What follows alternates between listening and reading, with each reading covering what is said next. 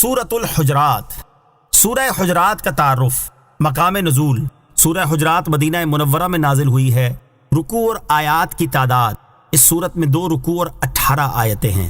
حجرات نام رکھنے کی وجہ، حجرات کا معنی حجرے اور کمرے ہیں، اور اس سورت کی آیت نمبر 4 میں حجرات کا لفظ ہے۔ اسی مناسبت سے اس سورت کا نام سورۃ الحجرات ہے۔ سورہ حجرات کے مضامین۔ اس سورت کا مرکزی مضمون یہ ہے کہ اس سورت میں متعدد امور میں مسلمانوں کی تربیت فرمائی گئی ہے، اور اس سورت میں یہ چیزیں بیان کی گئی ہیں۔ نمبر 1، اس سورت کی ابتدا میں حضور پرنور علیہ الصلوۃ والسلام کی بارگاہ کے خصوصی آداب بیان کیے گئے ہیں، اور جو لوگ سید المرسلین صلی اللہ تعالیٰ علیہ وآلہ وسلم کی بارگاہ میں اپنی آوازیں نیچی رکھتے ہیں انہیں بخشش اور بڑے ثواب کی بشارت دی گئی۔ نمبر 2، مسلمانوں کو معاشرتی آداب بتائے گئے اور ان کی اخلاقی تربیت کی گئی کہ تحقیق کیے بغیر کوئی خبر قبول نہ کریں، کسی مسلمان کے بارے میں بدگمانی نہ کریں، کسی کی غیبت نہ کریں، کسی کا نام نہ بگاڑیں اور کسی کا مذاق نہ اڑائیں۔ نمبر 3، یہ حکم دیا گیا کہ اگر مسلمانوں کے 2 گروہ آپس میں لڑ پڑیں تو ان میں صلح کرا دی جائے، اور اگر وہ صلح نہ کریں تو ان میں سے جو گروہ باطل پر ہو تو اس کے ساتھ جنگ کی جائے یہاں تک کہ وہ راہ راست پر گامزن ہو جائے۔ نمبر 4، اس صورت کے آخر میں اپنے ایمان کا احسان جتانے والوں کی سرزنش کی گئی، اور یہ بتایا گیا کہ کسی کا اسلام قبول کرنا اللہ کے رسول صلی اللہ تعالی علیہ وسلم پر کوئی احسان نہیں ہے، نیز حقیقی مسلمان وہ ہے جو اللہ تعالیٰ اور اس کے رسول علیہ الصلوۃ والسلام پر ایمان لائے، پھر وہ دین کے کسی کام میں شک نہ کرے اور اپنی جان اور مال سے اللہ تعالیٰ کی راہ میں جہاد کرے۔ سورہ فتح کے ساتھ مناسبت۔ سورہ حجرات کی اپنے سے ماقبل سورت فتح کے ساتھ ایک مناسبت یہ ہے کہ سورہ فتح میں کفار کے ساتھ جہاد کرنے کے بارے میں بیان ہوا، اور سورہ حجرات میں باغیوں کے ساتھ جہاد کرنے کے بارے میں بیان ہوا۔ دوسری مناسبت یہ ہے کہ دونوں صورتوں میں حضور اقدس علیہ الصلوۃ والسلام کی عظمت و شان اور مقام و مرتبہ بیان کیا گیا ہے۔ بسم اللہ الرحمن الرحیم۔ ترجمہ، اللہ کے نام سے شروع جو نہایت مہربان رحمت والا ہے۔ یا ایہا الذین آمنوا لا تقدموا بین یدی اللہ ورسولہ واتقوا اللہ ان اللہ سمیع علیم۔ ترجمہ، اے ایمان والو، اللہ اور اس کے رسول سے آگے نہ بڑھو اور اللہ سے ڈرو، بے شک اللہ سننے والا جاننے والا ہے۔ یا ایہا الذین آمنوا، اے ایمان والو۔ اس آیت میں اللہ تعالیٰ نے ایمان والوں کو اپنے حبیب صلی اللہ تعالیٰ علیہ وسلم کا ادب و احترام ملحوظ رکھنے کی تعلیم دی ہے، اور آیت کا خلاصہ یہ ہے کہ اے ایمان والو، اللہ تعالیٰ اور اس کے رسول صلی اللہ تعالیٰ علیہ وسلم کی اجازت کے بغیر کسی قول اور فعل میں اصلاً ان سے آگے نہ بڑھنا تم پر لازم ہے، کیونکہ یہ آگے بڑھنا رسول کریم علیہ الصلوۃ والسلام کے ادب و احترام کے خلاف ہے، جبکہ بارگاہ رسالت میں نیاز مندی اور آداب کا لحاظ رکھنا لازم ہے، اور تم اپنے تمام اقوال و افعال میں اللہ تعالیٰ سے ڈرو، کیونکہ اگر تم اللہ تعالیٰ سے ڈرو گے تو یہ ڈرنا تمہیں آگے بڑھنے سے روکے گا، اور ویسے بھی اللہ تعالیٰ کی شان یہ ہے کہ وہ تمہارے تمام اقوال کو سنتا اور تمام افعال کو جانتا ہے، اور جس کی ایسی شان ہے اس کا حق یہ ہے کہ اس سے ڈرا جائے۔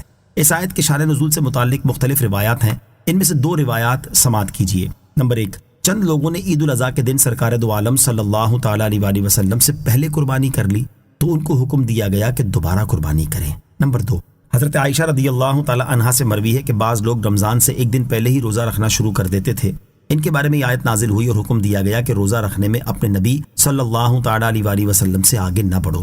مفتی احمد یار خان نعیمی رحمۃ اللہ تعالی علیہ فرماتے ہیں، اس آیت کا شان نزول کچھ بھی ہو مگر یہ حکم سب کو عام ہے، یعنی کسی بات میں کسی کام میں حضور علیہ الصلوۃ والسلام سے آگے ہونا منع ہے۔ اگر حضور علیہ الصلوۃ والسلام کے ہمراہ راستے میں جا رہے ہوں تو آگے آگے چلنا منع ہے، مگر خادم کی حیثیت سے یا کسی ضرورت سے اجازت لے کر چلنا منع نہیں۔ اگر ساتھ کھانا ہو تو پہلے شروع کر دینا ناجائز۔ اسی طرح اپنی عقل اور اپنی رائے کو حضور علیہ الصلوۃ والسلام کی رائے سے مقدم کرنا حرام ہے۔ آیت لا تقدموا بین یدی اللہ ورسولہ سے متعلق 5 باتیں، یا اس آیت سے متعلق 5 باتیں سماعت کیجیے۔ نمبر 1، اللہ تعالیٰ کی بارگاہ میں سید المرسلین صلی اللہ تعالیٰ علیہ وسلم کی شان اتنی بلند ہے کہ ان کی بارگاہ کے آداب اللہ تعالیٰ نے ارشاد فرمائے ہیں۔ نمبر 2، اس آیت میں اللہ تعالیٰ اور رسول کریم صلی اللہ تعالیٰ علیہ وسلم دونوں سے آگے نہ بڑھنے کا فرمایا گیا، حالانکہ اللہ تعالیٰ سے آگے ہونا ممکن ہی نہیں ہے، کیونکہ وہ نہ زمانے میں ہے نہ کسی مکان میں، اور آگے ہونا یا زمانے میں ہوتا ہے یا جگہ میں۔ معلوم ہوا کہ آیت کا مقصد یہ ہے کہ رسول کریم علیہ الصلوۃ والسلام سے آگے نہ بڑھو، ان کی بے ادبی دراصل اللہ تعالیٰ کی بے ادبی ہے۔ نمبر 3، حضور علیہ الصلوۃ والسلام کے خادم کی حیثیت سے یا کسی ضرورت کی بنا پر آپ سے اجازت لے کر آگے بڑھنا اس ممانعت میں داخل نہیں ہے، لہٰذا احادیث میں جو بعض صحابہ کرام رضی اللہ تعالیٰ عنہم کا نبی کریم علیہ الصلوۃ والسلام کے آگے آگے چلنا مذکور ہے وہ اس آیت میں داخل نہیں، کیونکہ ان کا چلنا خادم کی حیثیت سے تھا۔ یوں ہی حضرت ابوبکر صدیق رضی اللہ تعالیٰ عنہ کا امامت کروانا بھی اس میں داخل نہیں، کیونکہ آپ کا یہ عمل نبی پاک علیہ الصلوۃ والسلام کی اجازت سے تھا۔ نمبر 4، علامہ اسماعیل حقی رحمۃ اللہ تعالی فرماتے ہیں علماء کرام چونکہ انبیاء کرام علیہ الصلوۃ والسلام کے وارث ہیں، اس لیے ان سے آگے بڑھنا بھی اس ممانعت میں داخل ہے، اور اس کی دلیل حضرت ابو درداء رضی اللہ تعالیٰ عنہ سے مروی وہ روایت ہے جس میں آپ فرماتے ہیں حضور انور علیہ الصلوۃ والسلام نے مجھے حضرت ابوبکر صدیق رضی اللہ تعالیٰ عنہ کے آگے چلتے ہوئے دیکھا تو ارشاد فرمایا، اے ابو درداء، کیا تم اس کے آگے چلتے ہو جو تم سے بلکہ ساری دنیا سے افضل ہے؟ یاد رہے کہ یہ ادب ان علماء کرام کے لیے جو اہل حق اور باعمل ہیں، کیونکہ یہی علماء در حقیقت انبیاء کرام علیہ الصلوۃ والسلام کے وارث ہیں، جبکہ بد مذہبوں کے علماء اور بے عمل عالم اس ادب کے مستحق نہیں ہیں۔ نمبر 6، بعض ادب والے لوگ بزرگوں یا قرآن شریف کی طرف پیٹھ نہیں کرتے، ان کے اس عمل کا ماخذ یہ آیت ہے۔ یا ایہا الذین آمنوا لا ترفعوا اصواتکم فوق صوت النبی ولا تجہروا له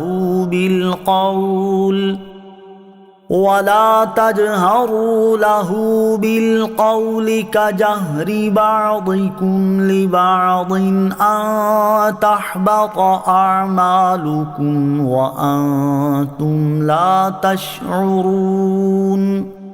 ترجمہ، اے ایمان والو، اپنی آوازیں نبی کی آواز پر اونچی نہ کرو اور ان کے حضور زیادہ بلند آواز سے کوئی بات نہ کہو، جیسے ایک دوسرے کے سامنے بلند آواز سے بات کرتے ہو کہ کہیں تمہارے اعمال برباد نہ ہو جائیں اور تمہیں خبر نہ ہو۔ یا ایہا الذین آمنوا لا ترفعوا اصواتکم فوق صوت النبی، اے ایمان والو، اپنی آوازیں نبی کی آواز پر اونچی نہ کرو۔ اس آیت مبارکہ میں بھی اللہ تعالیٰ نے ایمان والوں کو اپنے حبیب علیہ الصلوۃ والسلام کے 2 عظیم آداب سکھائے ہیں۔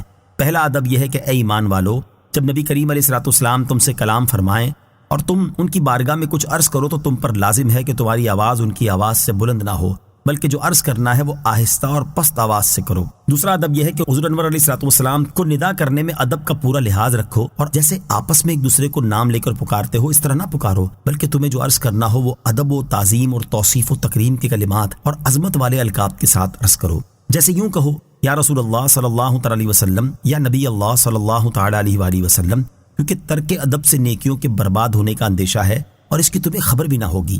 مفسرین نے اس آیت کے شان نزول کے بارے میں مختلف روایات ذکر کی ہیں، ان میں سے چند روایات سماعت کیجیے۔ نمبر 1، حضرت ابن ابی ملیکہ رضی اللہ تعالیٰ عنہ فرماتے ہیں 2 بہترین حضرات ہلاک ہونے کے قریب جا پہنچے تھے۔ ہوا یوں کہ حضرت ابوبکر صدیق اور حضرت عمر فاروق رضی اللہ تعالیٰ عنہما نے نبی کریم علیہ الصلوۃ والسلام کی بارگاہ میں اس وقت اپنی آوازیں اونچی کر دی تھیں جب بنو تمیم کے سوار بارگاہ رسالت میں حاضر ہوئے تھے۔ ان میں سے ایک صاحب نے بنی مجاشع کے بھائی اقرا بن حابس کی طرف اشارہ کیا کہ انہیں ان کی قوم کا حاکم بنا دیا جائے، اور دوسرے نے ایک اور شخص کی جانب اشارہ کیا۔ حضرت ابوبکر رضی اللہ تعالیٰ عنہ نے حضرت عمر رضی اللہ تعالیٰ عنہ سے کہا، آپ یہ کہہ کر میری مخالفت کرنا چاہتے ہیں؟ حضرت عمر نے کہا، میں تو آپ کی مخالفت کرنا نہیں چاہتا۔ یہ گفتگو کرتے ہوئے ان دونوں حضرات کی آوازیں بلند ہو گئیں۔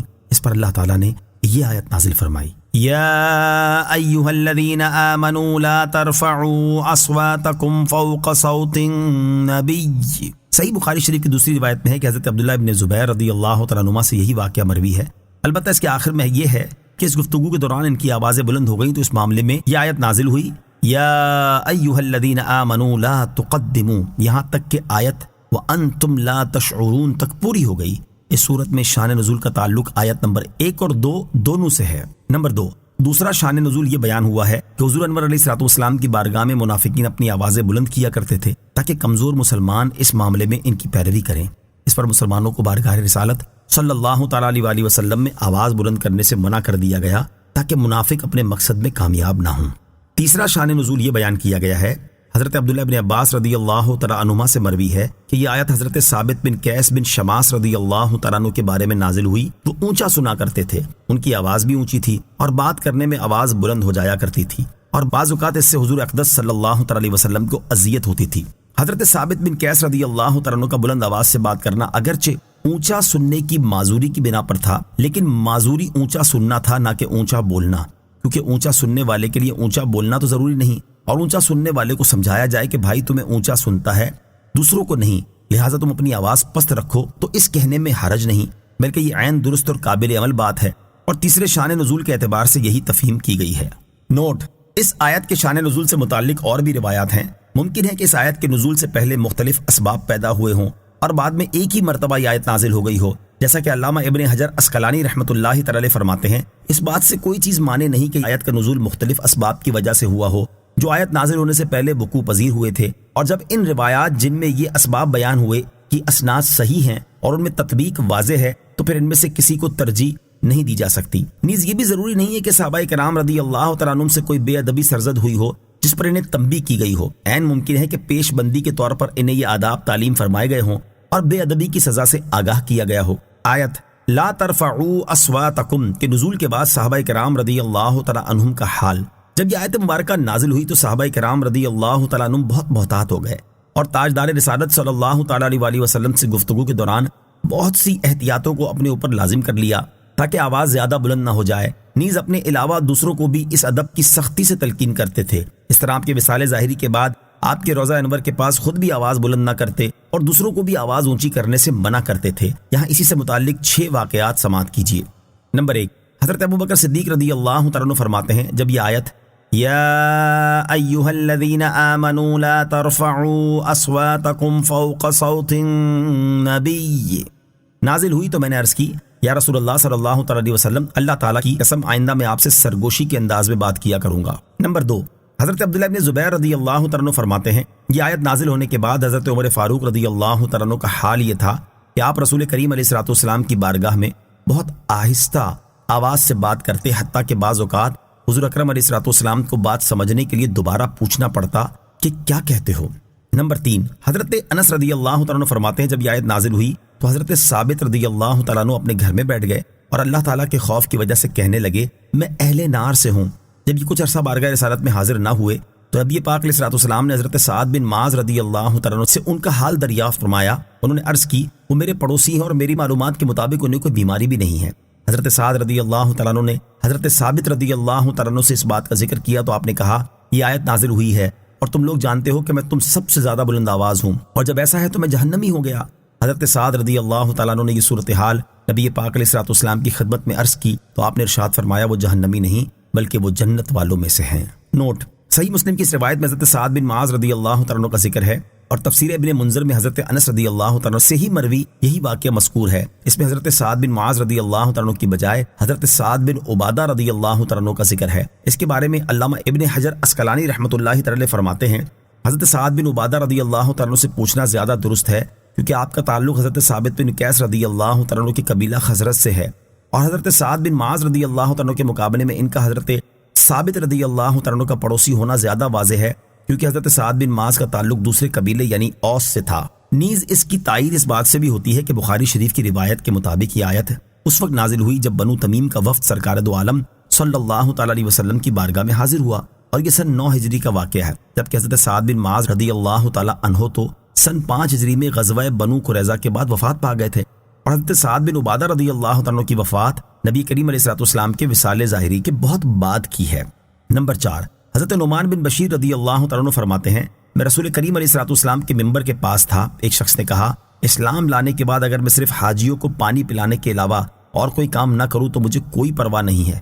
دوسرے شخص نے کہا، اسلام لانے کے بعد اگر میں مسجد حرام کو آباد کرنے کے علاوہ اور کوئی کام نہ کروں تو مجھے کوئی پرواہ نہیں ہے۔ تیسرے شخص نے کہا، اللہ تعالیٰ کی راہ میں جہاد کرنا تمہاری کہی ہوئی باتوں سے افضل ہے۔ حضرت عمر فاروق رضی اللہ تعالیٰ عنہ نے انہیں ڈانٹتے ہوئے فرمایا، رسول اللہ صلی اللہ تعالی وسلم کے ممبر کے پاس اپنی آواز بلند نہ کرو۔ نمبر 5، ایک مرتبہ حضرت عمر فاروق رضی اللہ تعالیٰ عنہ نے مسجد نبوی میں 2 شخصوں کی بلند آواز سنی تو آپ ان کے پاس تشریف لائے اور فرمایا، کیا تم دونوں جانتے ہو کہ کہاں کھڑے ہو؟ پھر ارشاد فرمایا، تم کس علاقے سے تعلق رکھتے ہو؟ تو انہوں نے عرض کی، ہم طائف کے رہنے والے ہیں۔ ارشاد فرمایا، اگر تم مدینہ منورہ کے رہنے والے ہوتے تو میں یہاں آواز بلند کرنے کی وجہ سے تمہیں ضرور سزا دیتا، کیونکہ مدینہ منورہ میں رہنے والے دربار رسالت صلی اللہ تعالی علیہ وسلم کے آداب سے خوب واقف ہیں۔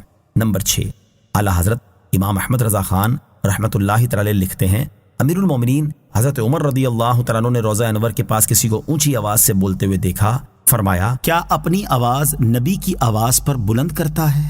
اور یہی آیت یا ایھا الذین آمنوا لا ترفعوا اصواتکم فوق صوت النبی تلاوت کی۔ ہو سکتا ہے کہ واقعہ وہی ہو جو اوپر 4 نمبر کے تحت بیان ہوا ہے۔ آیت لا ترفعوا اصواتکم میں دیے گئے حکم پر دیگر بزرگان دین کا عمل۔ صحابہ کرام رضی اللہ تعالیٰ عنہم نے تاجدار رسالت صلی اللہ تعالیٰ علیہ وسلم کی ظاہری حیات مبارکہ میں بھی اور وصال ظاہری کے بعد بھی آپ کی بارگاہ کا بے حد ادب و احترام کیا، اور اللہ تعالیٰ نے اپنے حبیب علیہ الصلوۃ والسلام کی بارگاہ کے جو آداب انہیں تعلیم فرمائے انہیں دل و جان سے بجا لائے۔ اسی طرح ان کے بعد تشریف لانے والے دیگر بزرگان دین رحمت اللہ تعالیٰ علیہ نے بھی دربار رسالت صلی اللہ تعالیٰ علیہ وسلم کے آداب کا خوب خیال رکھا اور دوسروں کو بھی وہ آداب بجا لانے کی تلقین کی۔ چنانچہ یہاں ان کی سیرت کے اس پہلو سے متعلق 3 واقعات سماعت کیجیے۔ نمبر 1، ابو جعفر منصور بادشاہ مسجد نبوی میں حضرت امام مالک رضی اللہ تعالیٰ عنہ سے ایک مسئلے کے بارے میں گفتگو کر رہا تھا۔ اس دوران اس کی آواز کچھ بلند ہوئی تو امام مالک نے اس سے فرمایا، اے مسلمانوں کے امیر، اس مسجد میں آواز بلند نہ کرو، کیونکہ اللہ تعالیٰ نے ایک جماعت کو ادب سکھایا اور فرمایا لا ترفعوا اصواتکم فوق صوت النبی۔ ترجمہ، اپنی آواز نبی کی آواز پر اونچی نہ کرو۔ اور ایک جماعت کی تعریف کرتے ہوئے فرمایا ان الذين يغضون اصواتهم عند رسول الله اولئك الذين امتحن الله قلوبهم للتقوى لهم مغفرة واجر عظیم۔ ترجمہ، بے شک جو لوگ اللہ کے رسول کے پاس اپنی آوازیں نیچی رکھتے ہیں یہی وہ لوگ ہیں جن کے دلوں کو اللہ نے پرہیزگاری کے لیے پرکھ لیا ہے، ان کے لیے بخشش اور بڑا ثواب ہے۔ اور ایک جماعت کی مذمت کرتے ہوئے فرمایا ان الذين ينادونك من وراء الحجرات اکثرهم لا يعقلون۔ ترجمہ، بے شک جو لوگ آپ کو حجروں کے باہر سے پکارتے ہیں ان میں اکثر بے عقل ہیں۔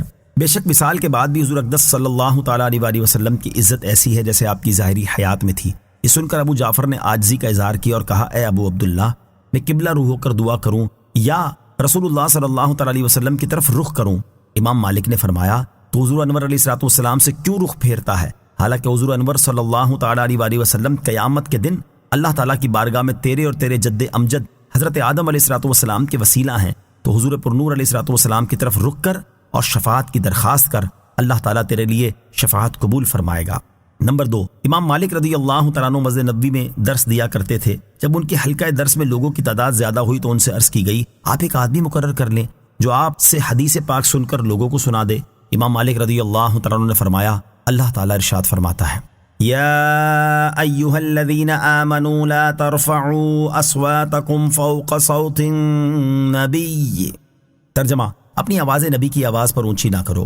اور رسول کریم علیہ الصلوۃ والسلام کی عزت و حرمت زندگی اور وفات دونوں میں برابر ہے، اس لیے میں یہاں کسی شخص کو آواز بلند کرنے کے لیے ہرگز مقرر نہیں کر سکتا۔ نمبر 3، حضرت سلیمان بن حرب رحمۃ اللہ تعالی فرماتے ہیں، ایک دن حضرت حماد بن زید رحمۃ اللہ تعالی نے حدیث پاک بیان کی تو ایک شخص کسی چیز کے بارے میں کلام کرنے لگ گیا۔ اس پر حضرت حماد رحمۃ اللہ تعالی غضبناک ہوئے اور کہا، اللہ تعالیٰ ارشاد فرماتا ہے لا ترفعوا اصواتکم فوق صوت النبی۔ ترجمہ، اپنی آواز نبی کی آواز پر اونچی نہ کرو۔ اور میں کہہ رہا ہوں کہ رسول اللہ صلی اللہ تعالی علیہ وسلم نے ارشاد فرمایا، جبکہ تم کلام کر رہے ہو، یعنی آواز اگرچہ میری ہے لیکن کلام تو نبی پاک علیہ الصلوۃ والسلام کا ہے، پھر تم اس کلام کو سنتے ہوئے کیوں گفتگو کر رہے ہو؟ آیت لا ترفعوا اصواتکم، یہاں اس آیت سے متعلق 3 اہم باتیں سماعت کیجیے۔ نمبر 1، بارگاہ رسالت صلی اللہ تعالی علیہ وسلم کا جو ادب و احترام اس آیت میں بیان ہوا یہ آپ کی ظاہری حیات مبارکہ کے ساتھ ہی خاص نہیں ہے، بلکہ آپ کی وفات ظاہری سے لے کر تا قیامت بھی یہی ادب و احترام باقی ہے۔ مفتی احمد یار خان نعیمی رحمۃ اللہ تعالی فرماتے ہیں، اب بھی حاجیوں کو حکم ہے کہ جب روضہ پاک پر حاضری نصیب ہو تو سلام بہت آہستہ کریں اور کچھ دور کھڑے ہوں، بلکہ بعض فقہا نے تو حکم دیا ہے کہ جب حدیث پاک کا درس ہو رہا ہو تو وہاں دوسرے لوگ بلند آواز سے نہ بولیں، کہ اگرچہ بولنے والا یعنی حدیث پاک کا درس دینے والا اور ہے مگر کلام تو رسول اللہ صلی اللہ تعالی علیہ وسلم کا ہے۔ نمبر 2، بارگاہ رسالت صلی اللہ تعالی وسلم میں ایسی آواز بلند کرنا منع ہے جو آپ کی تعظیم و توقیر کے برخلاف ہے اور بے ادبی کے زمرے میں داخل ہے، اور اگر اس سے بے ادبی اور توہین کی نیت ہو تو یہ کفر ہے۔ لہذا جنگ کے دوران یا اشعار کی صورت میں کفار کی مذمت بیان کرنے کے دوران صحابہ کرام رضی اللہ تعالیٰ عنہم کی جو آوازیں بلند ہوئیں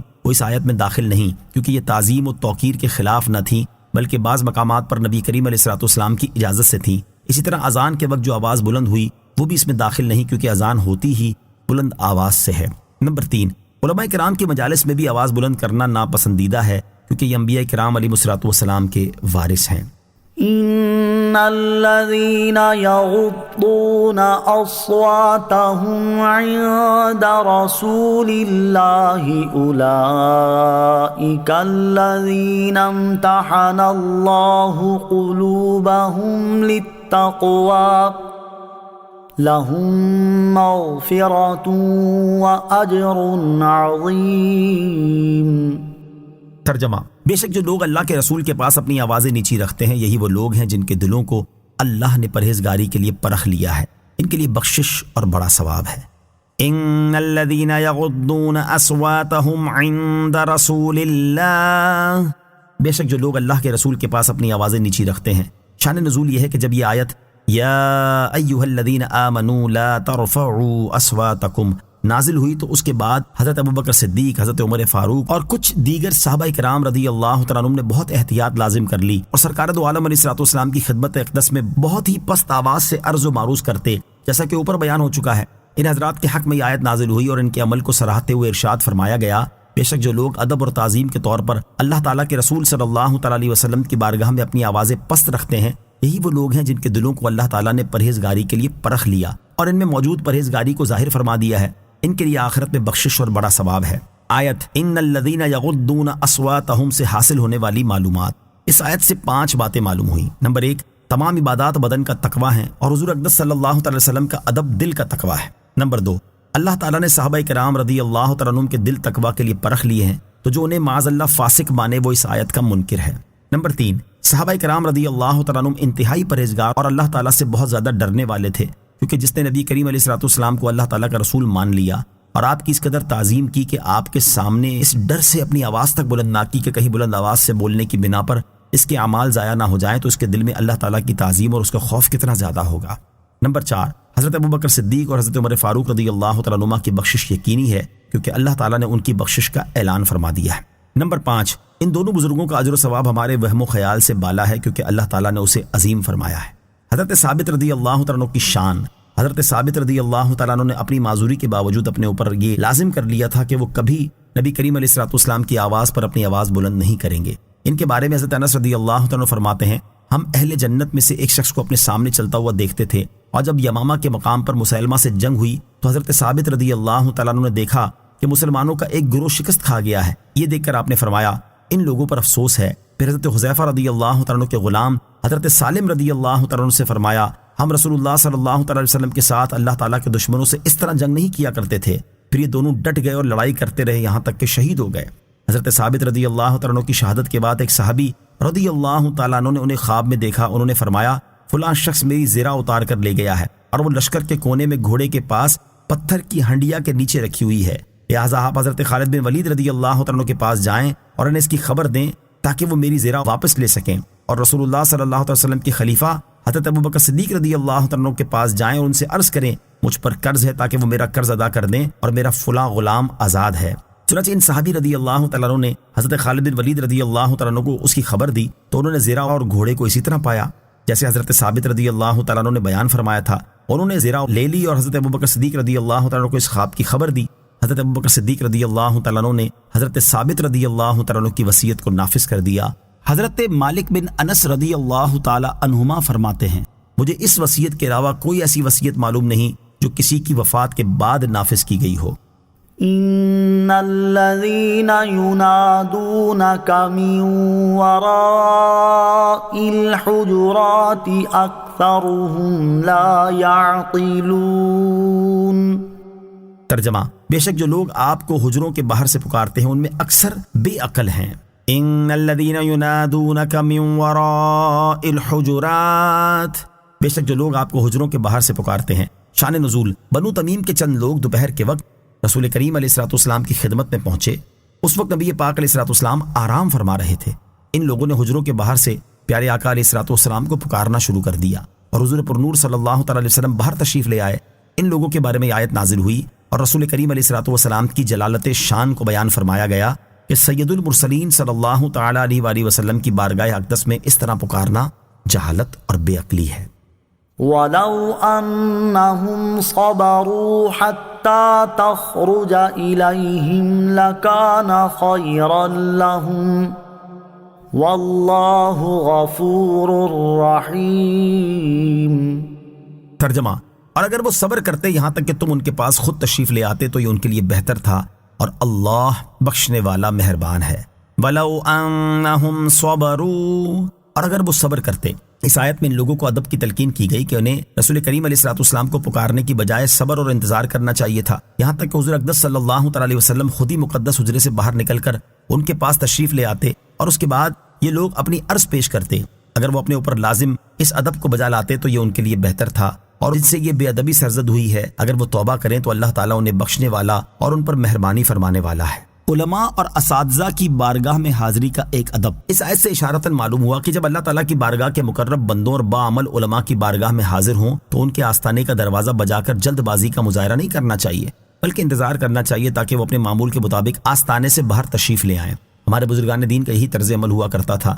چنانچہ بلند پایا عالم حضرت ابو عبید رحمۃ اللہ تعالی فرمایا کرتے تھے، میں نے کبھی بھی کسی استاد کے دروازے پر دستک نہیں دی، بلکہ میں ان کا انتظار کرتا رہتا، اور جب وہ خود تشریف لاتے تو میں ان سے استفادہ حاصل کرتا۔ اسی طرح حضرت عبداللہ ابن عباس رضی اللہ تعالیٰ عنہما حضرت ابی بن کعب رضی اللہ تعالیٰ عنہ سے قرآن مجید کی تعلیم حاصل کرنے ان کے گھر تشریف لے جاتے تو دروازے کے پاس کھڑے ہو جاتے اور ان کا دروازہ نہ کھٹکھٹاتے بلکہ خاموشی سے ان کا انتظار کرتے، یہاں تک کہ وہ اپنے معمول کے مطابق باہر تشریف لے آتے۔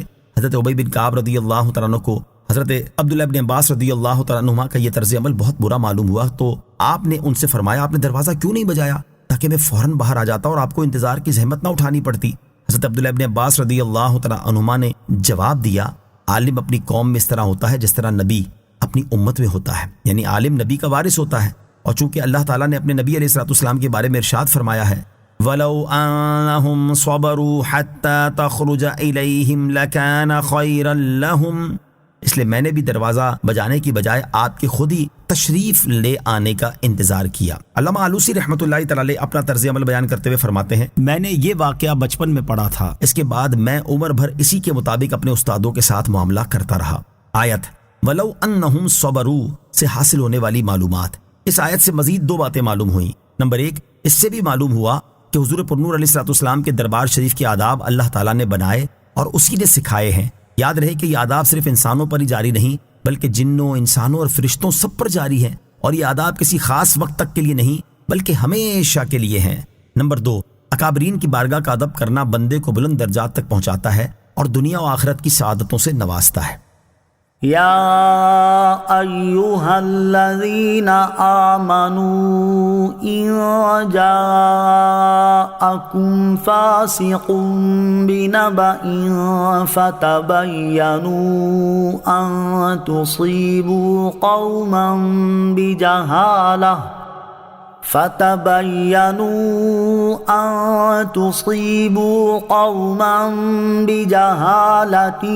فتصبحوا على ما فعلتم نادمین۔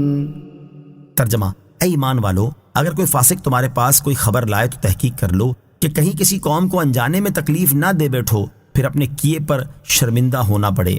یا ایہا الذین آمنوا ان جاءکم فاسق بنبأ فتبینوا، اے ایمان والو، اگر کوئی فاسق تمہارے پاس کوئی خبر لائے تو تحقیق کر لو۔ ارشاد فرمایا، اے ایمان والو، اگر کوئی فاسق تمہارے پاس کوئی خبر لائے جس پہ کسی کی شکایت ہو تو صرف اس کی بات پر اعتماد نہ کرو بلکہ تحقیق کر لو کہ وہ صحیح ہے یا نہیں، کیونکہ جو فسق سے نہیں بچا وہ جھوٹ سے بھی نہ بچے گا، تاکہ کہیں کسی قوم کو انجانے میں تکلیف نہ دے بیٹھو پھر ان کی برات ظاہر ہونے کی صورت میں تمہیں اپنے کیے پر شرمندہ ہونا پڑے۔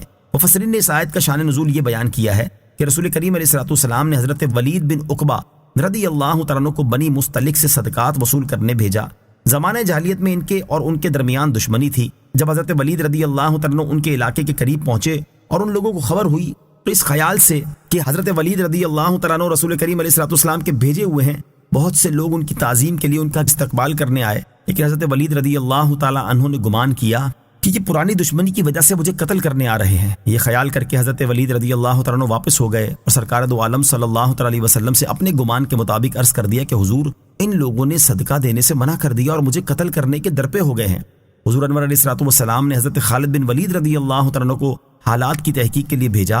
حضرت خالد رضی اللہ تعالیٰ عنہ نے دیکھا کہ وہ لوگ اذانیں کہتے ہیں، نماز پڑھتے ہیں اور ان لوگوں نے صدقات پیش کر دیے۔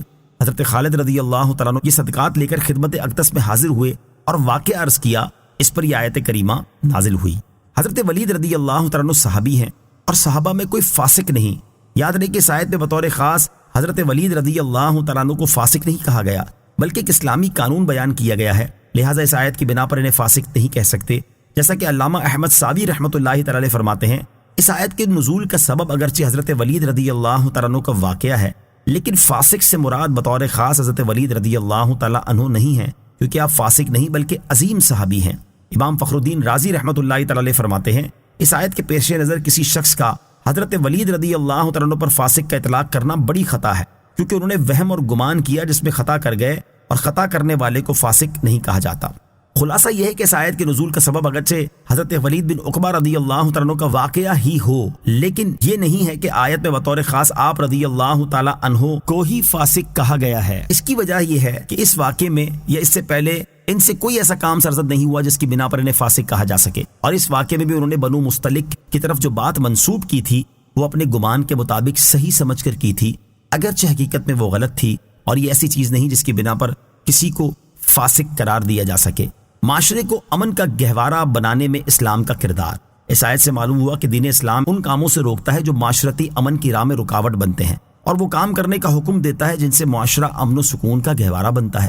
جیسے مذکورہ بالا آیت میں بیان کیے گئے اصول کو اگر ہم آج کل کے دور میں پیش نظر رکھیں تو ہمارا معاشرہ امن کا گہوارہ بن سکتا ہے، کیونکہ ہمارے یہاں لڑائی جھگڑے اور فسادات ہوتے ہی اسی وجہ سے ہیں کہ جب کسی کو کوئی اطلاع دی جاتی ہے تو وہ اس کی تصدیق نہیں کرتا بلکہ فوراً غصے میں آ جاتا ہے اور وہ کام کر بیٹھتا ہے، جس کے بعد ساری زندگی پریشان رہتا ہے۔ اسی طرح ہمارے ہاں خاندانی طور پر جو جھگڑے ہوتے ہیں وہ اسی نوعیت کے ہوتے ہیں، چاہے وہ ساس بہو کا معاملہ ہو یا شوہر و بیوی کا، کہ تصدیق نہیں کی جاتی اور لڑائیاں شروع کر دی جاتی ہیں۔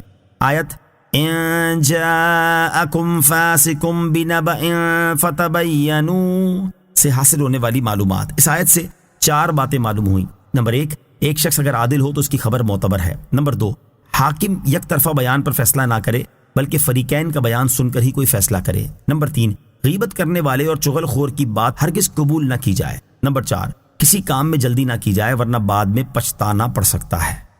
وَاعْلَمُوا أَنَّ فِيكُمْ رَسُولَ اللَّهِ لَوْ يُطِيعُكُمْ فِي كَثِيرٍ مِّنَ الْأَمْرِ لَعَنِتُّمْ وَلَكِنَّ اللَّهَ حَبَّبَ إِلَيْكُمُ الْإِيمَانَ وَزَيَّنَهُ في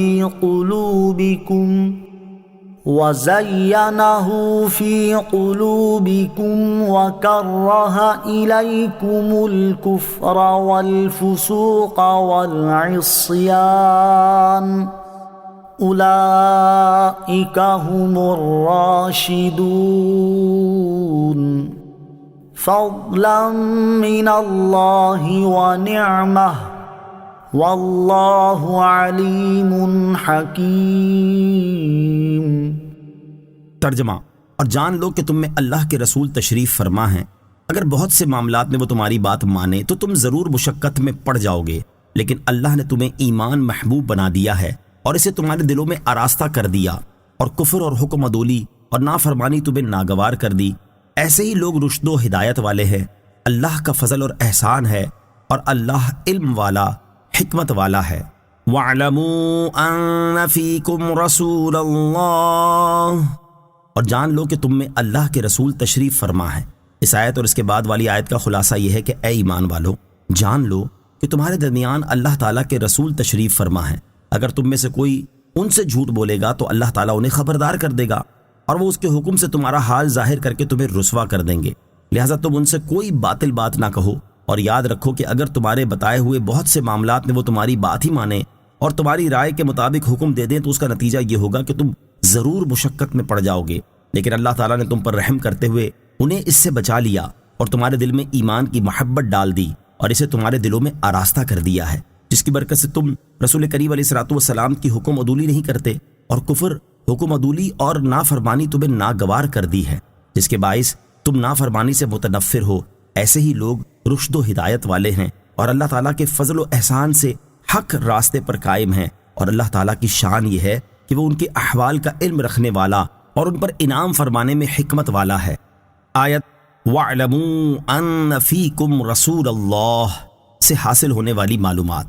اس آیت سے 6 باتیں معلوم ہوئیں۔ نمبر 1، حضور اکرم صلی اللہ تعالیٰ علیہ وسلم کی بارگاہ میں جھوٹ بولنا سخت گناہ ہے۔ نمبر 2، نعت لکھنے پڑھنے والوں اور عرض و معروض کرنے والوں کو چاہیے کہ اپنا سچا دکھ درد عرض کرے، وہاں مبالغہ نہ کرے۔ نمبر 3، ایمان پیارا معلوم ہونا اللہ تعالیٰ کی بڑی رحمت ہے۔ نمبر 4، ایمان کا کمال اپنی کوشش سے نہیں بلکہ اللہ تعالیٰ کے فضل سے نصیب ہوتا ہے۔ نمبر 5، گناہ نہ کرنا بھی کمال ہے، لیکن گناہ سے دل میں نفرت پیدا ہو جانا بڑا کمال ہے، کیونکہ یہ نفرت گناہوں سے مستقل طور پر بچا لیتی ہے۔ نمبر 6، تمام صحابہ کرام رضی اللہ تعالیٰ عنہم کفر و فسق اور گناہ سے دلی بیزار ہیں، ان کے دلوں میں ایمان، تقوی اور رشد و ہدایت ایسی رچ گئی ہے جیسے گلاب کے پھول میں رنگ و بو۔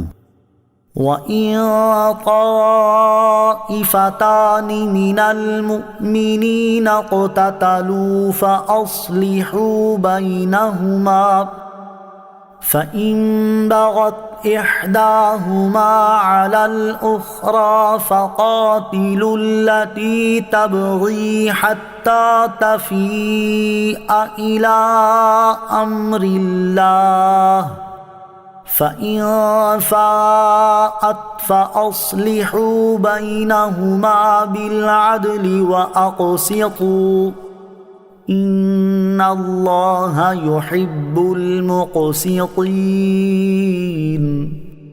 ترجمہ، اور اگر مسلمانوں کے 2 گروہ آپس میں لڑ پڑیں تو تم ان میں صلح کرا دو، پھر اگر ان میں سے ایک دوسرے پر زیادتی کرے تو اس زیادتی کرنے والے سے لڑو یہاں تک کہ وہ اللہ کے حکم کی طرف پلٹ آئے، پھر اگر وہ پلٹ آئے تو انصاف کے ساتھ ان میں صلح کروا دو اور عدل کرو، بے شک اللہ عدل کرنے والوں سے محبت فرماتا ہے۔ وَإِن طَائِفَتَانِ مِنَ الْمُؤْمِنِينَ اقْتَتَلُوا فَأَصْلِحُوا بَيْنَهُمَا، اور اگر مسلمانوں کے 2 گروہ آپس میں لڑ پڑے تو تم ان میں صلح کروا دو۔ شان نزول، ایک مرتبہ نبی کریم صلی اللہ تعالیٰ علیہ وسلم دراز گوش پر سوار ہو کر تشریف لے جا رہے تھے۔ اس دوران انصار کی مجلس کے پاس سے گزر ہوا تو وہاں تھوڑی دیر ٹھہرے۔ اس جگہ دراز گوشت نے پیشاب کیا تو عبداللہ بن ابی نے ناک بند کر لی۔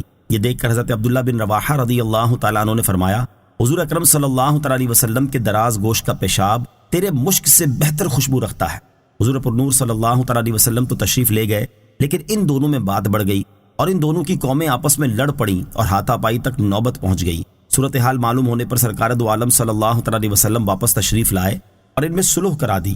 اس معاملے کے بارے میں یہ آیت نازل ہوئی اور ارشاد فرمایا، اے ایمان والو، اگر مسلمانوں کے 2 گروہ آپس میں لڑ پڑے تو تم سمجھا کر ان میں صلح کرا دو، پھر اگر ان میں سے ایک دوسرے پر ظلم اور زیادتی کرے اور صلح کرنے سے انکار کر دے تو مظلوم کی حمایت میں اس زیادتی کرنے والے سے لڑو یہاں تک کہ وہ اللہ تعالیٰ کے حکم کی طرف پلٹ آئے، پھر اگر وہ اللہ تعالیٰ کے حکم کی طرف پلٹ آئے تو انصاف کے ساتھ دونوں گروہوں میں صلح کروا دو اور دونوں میں سے کسی پر زیادتی نہ کرو، کیونکہ اس جماعت کو ہلاک کرنا مقصود نہیں بلکہ سختی کے ساتھ راہ راست پر لانا مقصود ہے، اور صرف اس معاملے میں ہی نہیں بلکہ ہر چیز میں عدل کرو، بے شک اللہ تعالیٰ عدل کرنے والوں سے محبت فرماتا ہے تو وہ انہیں عدل کی اچھی جزا دے گا۔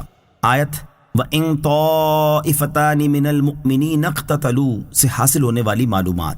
اس آیت سے 5 باتیں معلوم ہوئیں۔ نمبر 1، جنگ و جدال گناہ ہے مگر یہاں دونوں فریقوں کو مومن فرمایا گیا، اس سے معلوم ہوا کہ گناہ کفر نہیں ہے۔ نمبر 2، مسلمانوں میں صلح کرانا حضور اقدس صلی اللہ تعالیٰ علیہ وسلم کی سنت اور اعلیٰ درجے کی عبادت ہے۔ نمبر 3، غلط فہمی کی وجہ سے بادشاہ اسلام کی مخالفت یا اس سے جنگ کرنے والا کافر اور فاسق نہیں بلکہ مومن ہے۔ نمبر 4، سلطان اسلام باغیوں سے جنگ کرے یہاں تک کہ وہ اپنی بغاوت سے باز آ جائیں۔ نمبر 5، یہ جنگ جہاد نہ ہوگی، نہ ان باغیوں کا مال غنیمت ہوگا، نہ ان کے قیدی لونڈی غلام بنائے جائیں گے بلکہ ان کا زور توڑ کر ان سے برادرانہ سلوک کیا جائے گا۔ مسلمانوں میں صلح کروانے کے فضائل۔ قرآن مجید اور احادیث مبارکہ میں بکثرت مقامات پر مسلمانوں کو آپس میں صلح و صفائی رکھنے اور ان کے درمیان صلح کروانے کا حکم دیا گیا اور اس کے بہت فضائل بیان کیے گئے ہیں۔ چنانچہ اللہ تعالیٰ ارشاد فرماتا ہے، وَإِنِ امْرَأَةٌ خَافَتْ مِن بَعْلِهَا نُشُوزًا أَوْ إِعْرَاضًا فَلَا جُنَاحَ عَلَيْهِمَا أَن يُصْلِحَا بَيْنَهُمَا صُلْحًا وَالصُّلْحُ خَيْرٌ۔ ترجمہ، اور اگر کسی عورت کو اپنے شوہر کی زیادتی یا بے رغبتی کا اندیشہ ہو تو ان پر کوئی حرج نہیں کہ آپس میں صلح کر لیں اور صلح بہتر ہے۔ اور ارشاد فرماتا ہے، يَسْأَلُونَكَ عَنِ الْأَنفَالِ قُلِ الْأَنفَالُ لِلَّهِ وَالرَّسُولِ فاتقوا اللہ واصلحوا ذات بینکم۔ ترجمہ: اے محبوب، تم سے اموال غنیمت کے بارے میں پوچھتے ہیں، تم فرماؤ غنیمت کے مالوں کے مالک اللہ اور رسول ہیں، تو اللہ سے ڈرتے رہو اور آپس میں صلح و صفائی رکھو۔ اور ارشاد فرماتا ہے: لا خیر فی کثیر من نجواہم الا من امر بصدقۃ او معروف او اصلاح بین الناس ومن يفعل ذلك ابتغاء مرضات اللہ فسوف نؤتیہ اجرا عظیما۔ ترجمہ: ان کے اکثر خفیہ مشوروں میں کوئی بھلائی نہیں ہوتی مگر ان لوگوں کے مشوروں میں جو صدقے کا یا نیکی کا یا لوگوں میں باہم صلح کرانے کا مشورہ کریں، اور جو اللہ کی رضامندی تلاش کرنے کے لیے یہ کام کرتا ہے تو اسے ان قریب ہم بڑا ثواب عطا فرمائیں گے۔ حضرت ام کلثوم بنت عقبہ رضی اللہ تعالی عنہا سے روایت ہے، سید المرسلین صلی اللہ تعالی علیہ وسلم نے ارشاد فرمایا: وہ شخص جھوٹا نہیں جو لوگوں کے درمیان صلح کرائے کہ اچھی بات پہنچاتا ہے یا اچھی بات کہتا ہے۔ حضرت ابو درداء رضی اللہ تعالیٰ عنہ سے روایت ہے، رسول کریم صلی اللہ تعالی علیہ وسلم نے ارشاد فرمایا: کیا میں تمہیں ایسا کام نہ بتاؤں جو درجے میں روزے، نماز اور زکوٰۃ سے بھی افضل ہو؟ صحابہ کرام رضی اللہ تعالی عنہم نے عرض کی: یا رسول اللہ صلی اللہ تعالی علیہ وسلم کیوں نہیں؟ ارشاد فرمایا: آپس میں صلح کروا دینا۔ البتہ یاد رہے کہ مسلمانوں میں وہی صلح کروانا جائز ہے جو شریعت کے دائرے میں ہو، جبکہ ایسی صلح جو حرام کو حلال اور حلال کو حرام کر دے وہ جائز نہیں ہے۔ جیسا کہ حضرت ابو ہریرہ رضی اللہ تعالی عنہ سے روایت ہے، حضور اقدس صلی اللہ تعالی علیہ وسلم نے ارشاد فرمایا: مسلمانوں کے مابین صلح کروانا جائز ہے، مگر وہ صلح جائز نہیں جو حرام کو حلال کر دے یا حلال کو حرام کر دے۔ اس سے ان لوگوں کو نصیحت حاصل کرنی چاہیے جو عورت کو 3 طلاقیں ہو جانے کے باوجود شوہر اور بیوی سے یہ کہتے ہیں کہ کوئی بات نہیں، تم سے جو غلطی ہوئی اسے اللہ تعالیٰ معاف کر دے گا، اس لیے تم اب آپس میں صلح کر لو۔ حالانکہ 3 طلاقوں کے بعد وہ عورت اللہ تعالیٰ اور رسول کریم صلی اللہ تعالیٰ علیہ وسلم کے احکام کے مطابق اپنے شوہر پر حرام ہو چکی ہے، اور صرف صلح کرنے سے یہ حرام حلال نہیں ہو سکتا۔ تو ان کا یہ صلح کروانا حرام کو حلال کرنے کی کوشش کرنا ہے، اور یہ ہرگز جائز نہیں ہے، اور ایسی صلح کروانے والے خود بھی گناہ گار ہوں گے، اور اس صلح کے بعد وہ مرد و عورت، شوہر اور بیوی والا جو تعلق قائم کریں گے اس کا گناہ انہیں بھی ہوگا، کیونکہ ان کے لیے اب وہ تعلق قائم کرنا حرام ہے، اور یہ چونکہ حرام کام میں ان کی مدد کر رہے ہیں اور اس کی ترغیب دے رہے ہیں تو اس گناہ میں یہ بھی شریک ہیں۔ اللہ تعالیٰ مسلمانوں کو عقل سلیم عطا فرمائے اور شریعت کی حدود میں رہتے ہوئے مسلمانوں کے درمیان صلح کروانے کی توفیق عطا فرمائے، آمین۔ معاشرے سے ظلم کا خاتمہ کرنے میں دین اسلام کا کردار۔ ظلم ایک ایسا بدترین فعل ہے جس سے انسان اپنے بنیادی حق سے محروم ہو کر اذیت اور کرب کی زندگی گزارنے پر مجبور ہو جاتا ہے، اور یہ وہ عمل ہے جس سے جھگڑے اور فسادات جنم لیتے، لوگ بغاوت اور سرکشی پر اتر آتے اور اصول و قوانین ماننے سے انکار کر دیتے ہیں، جس کے نتیجے میں انسانی حقوق تلف ہوتے اور معاشرے کا امن و سکون تباہ ہو کر رہ جاتا ہے۔ دین اسلام چونکہ انسانی حقوق کا سب سے بڑا محافظ اور معاشرتی امن کو برقرار رکھنے کا سب سے زیادہ حامی ہے، اسی لیے اس دین نے انسانی حقوق تلف کرنے اور معاشرتی امن میں بگاڑ پیدا کرنے والے ہر فعل سے روکا ہے، اور ان چیزوں میں ظلم کا کردار دوسرے افعال کے مقابلے میں کہیں زیادہ ہے۔ اس لیے اسلام نے ظلم کے خاتمے کے لیے بھی انتہائی احسن اقدامات کیے ہیں تاکہ لوگوں کے حقوق محفوظ رہیں اور وہ امن و سکون کی زندگی بسر کریں۔ ان میں سے ایک اقدام لوگوں کو یہ حکم دینا ہے کہ وہ ظالم کو روکیں، اور دوسرا اقدام ظالم کو وعیدیں سنانا ہے تاکہ وہ خود اپنے ظلم سے باز آ جائے، جیسا کہ ان 3 احادیث سے واضح ہے۔ چنانچہ نمبر 1، حضرت انس رضی اللہ تعالیٰ عنہ سے روایت ہے، رسول اللہ صلی اللہ تعالیٰ علیہ وسلم نے ارشاد فرمایا: اپنے بھائی کی مدد کرو خواہ وہ ظالم ہو یا مظلوم۔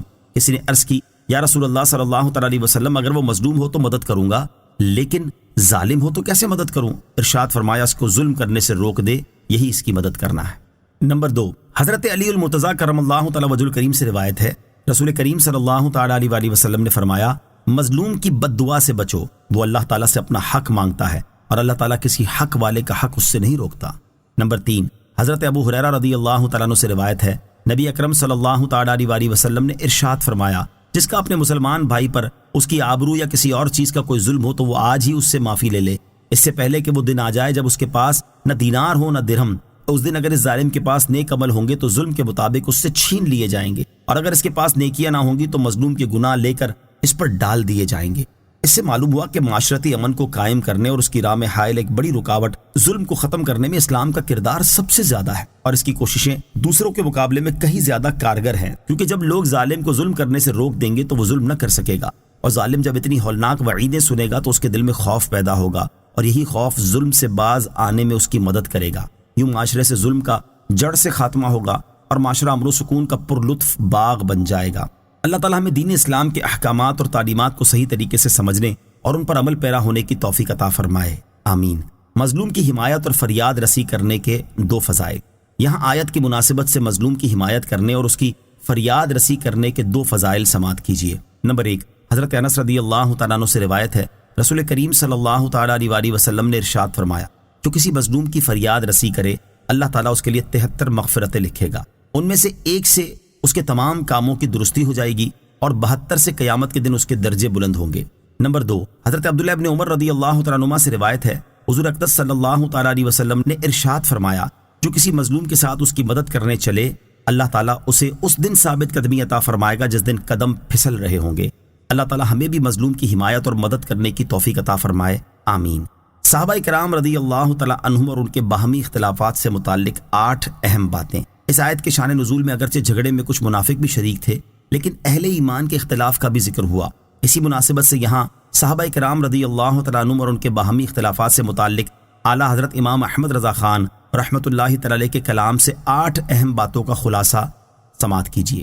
نمبر 1، تابعین سے لے کر قیامت تک امت کا کوئی بڑے سے بڑا ولی کسی کم مرتبے والے صحابی کے رتبے تک نہیں پہنچ سکتا۔ نمبر 2، اللہ تعالیٰ کی بارگاہ میں جو قرب صحابہ کرام رضی اللہ تعالیٰ عنہم کو حاصل ہے وہ کسی دوسرے امتی کو میسر نہیں، اور جو بلند درجات یہ پائیں گے وہ کسی اور امتی کو نہ ملیں گے۔ نمبر 3، اہل سنت کے خواص اور عوام پہلے سے آخری درجے کے تمام صحابہ کرام رضی اللہ تعالیٰ عنہم کو انتہا درجے کا نیک اور متقی جانتے ہیں، اور ان کے احوال کی تفاصیل کہ کس نے کس کے ساتھ کیا کیا اور کیوں کیا اس پر نظر کرنا حرام مانتے ہیں۔ نمبر 4، اگر صحابہ کرام رضی اللہ تعالیٰ عنہم میں سے کسی کا کوئی ایسا فعل منقول ہے جو کم نظر کی آنکھ میں ان کی شان سے قدرے گرا ہوا ہو اور اس میں کسی کو اعتراض کرنے کی گنجائش ملے تو اس کے بارے میں اہل سنت کے علماء اور عوام کا طرز عمل یہ ہے کہ وہ اس کا اچھا محمل بیان کرتے ہیں، اسے ان کے قلبی اخلاص اور اچھی نیت پر محمول کرتے ہیں۔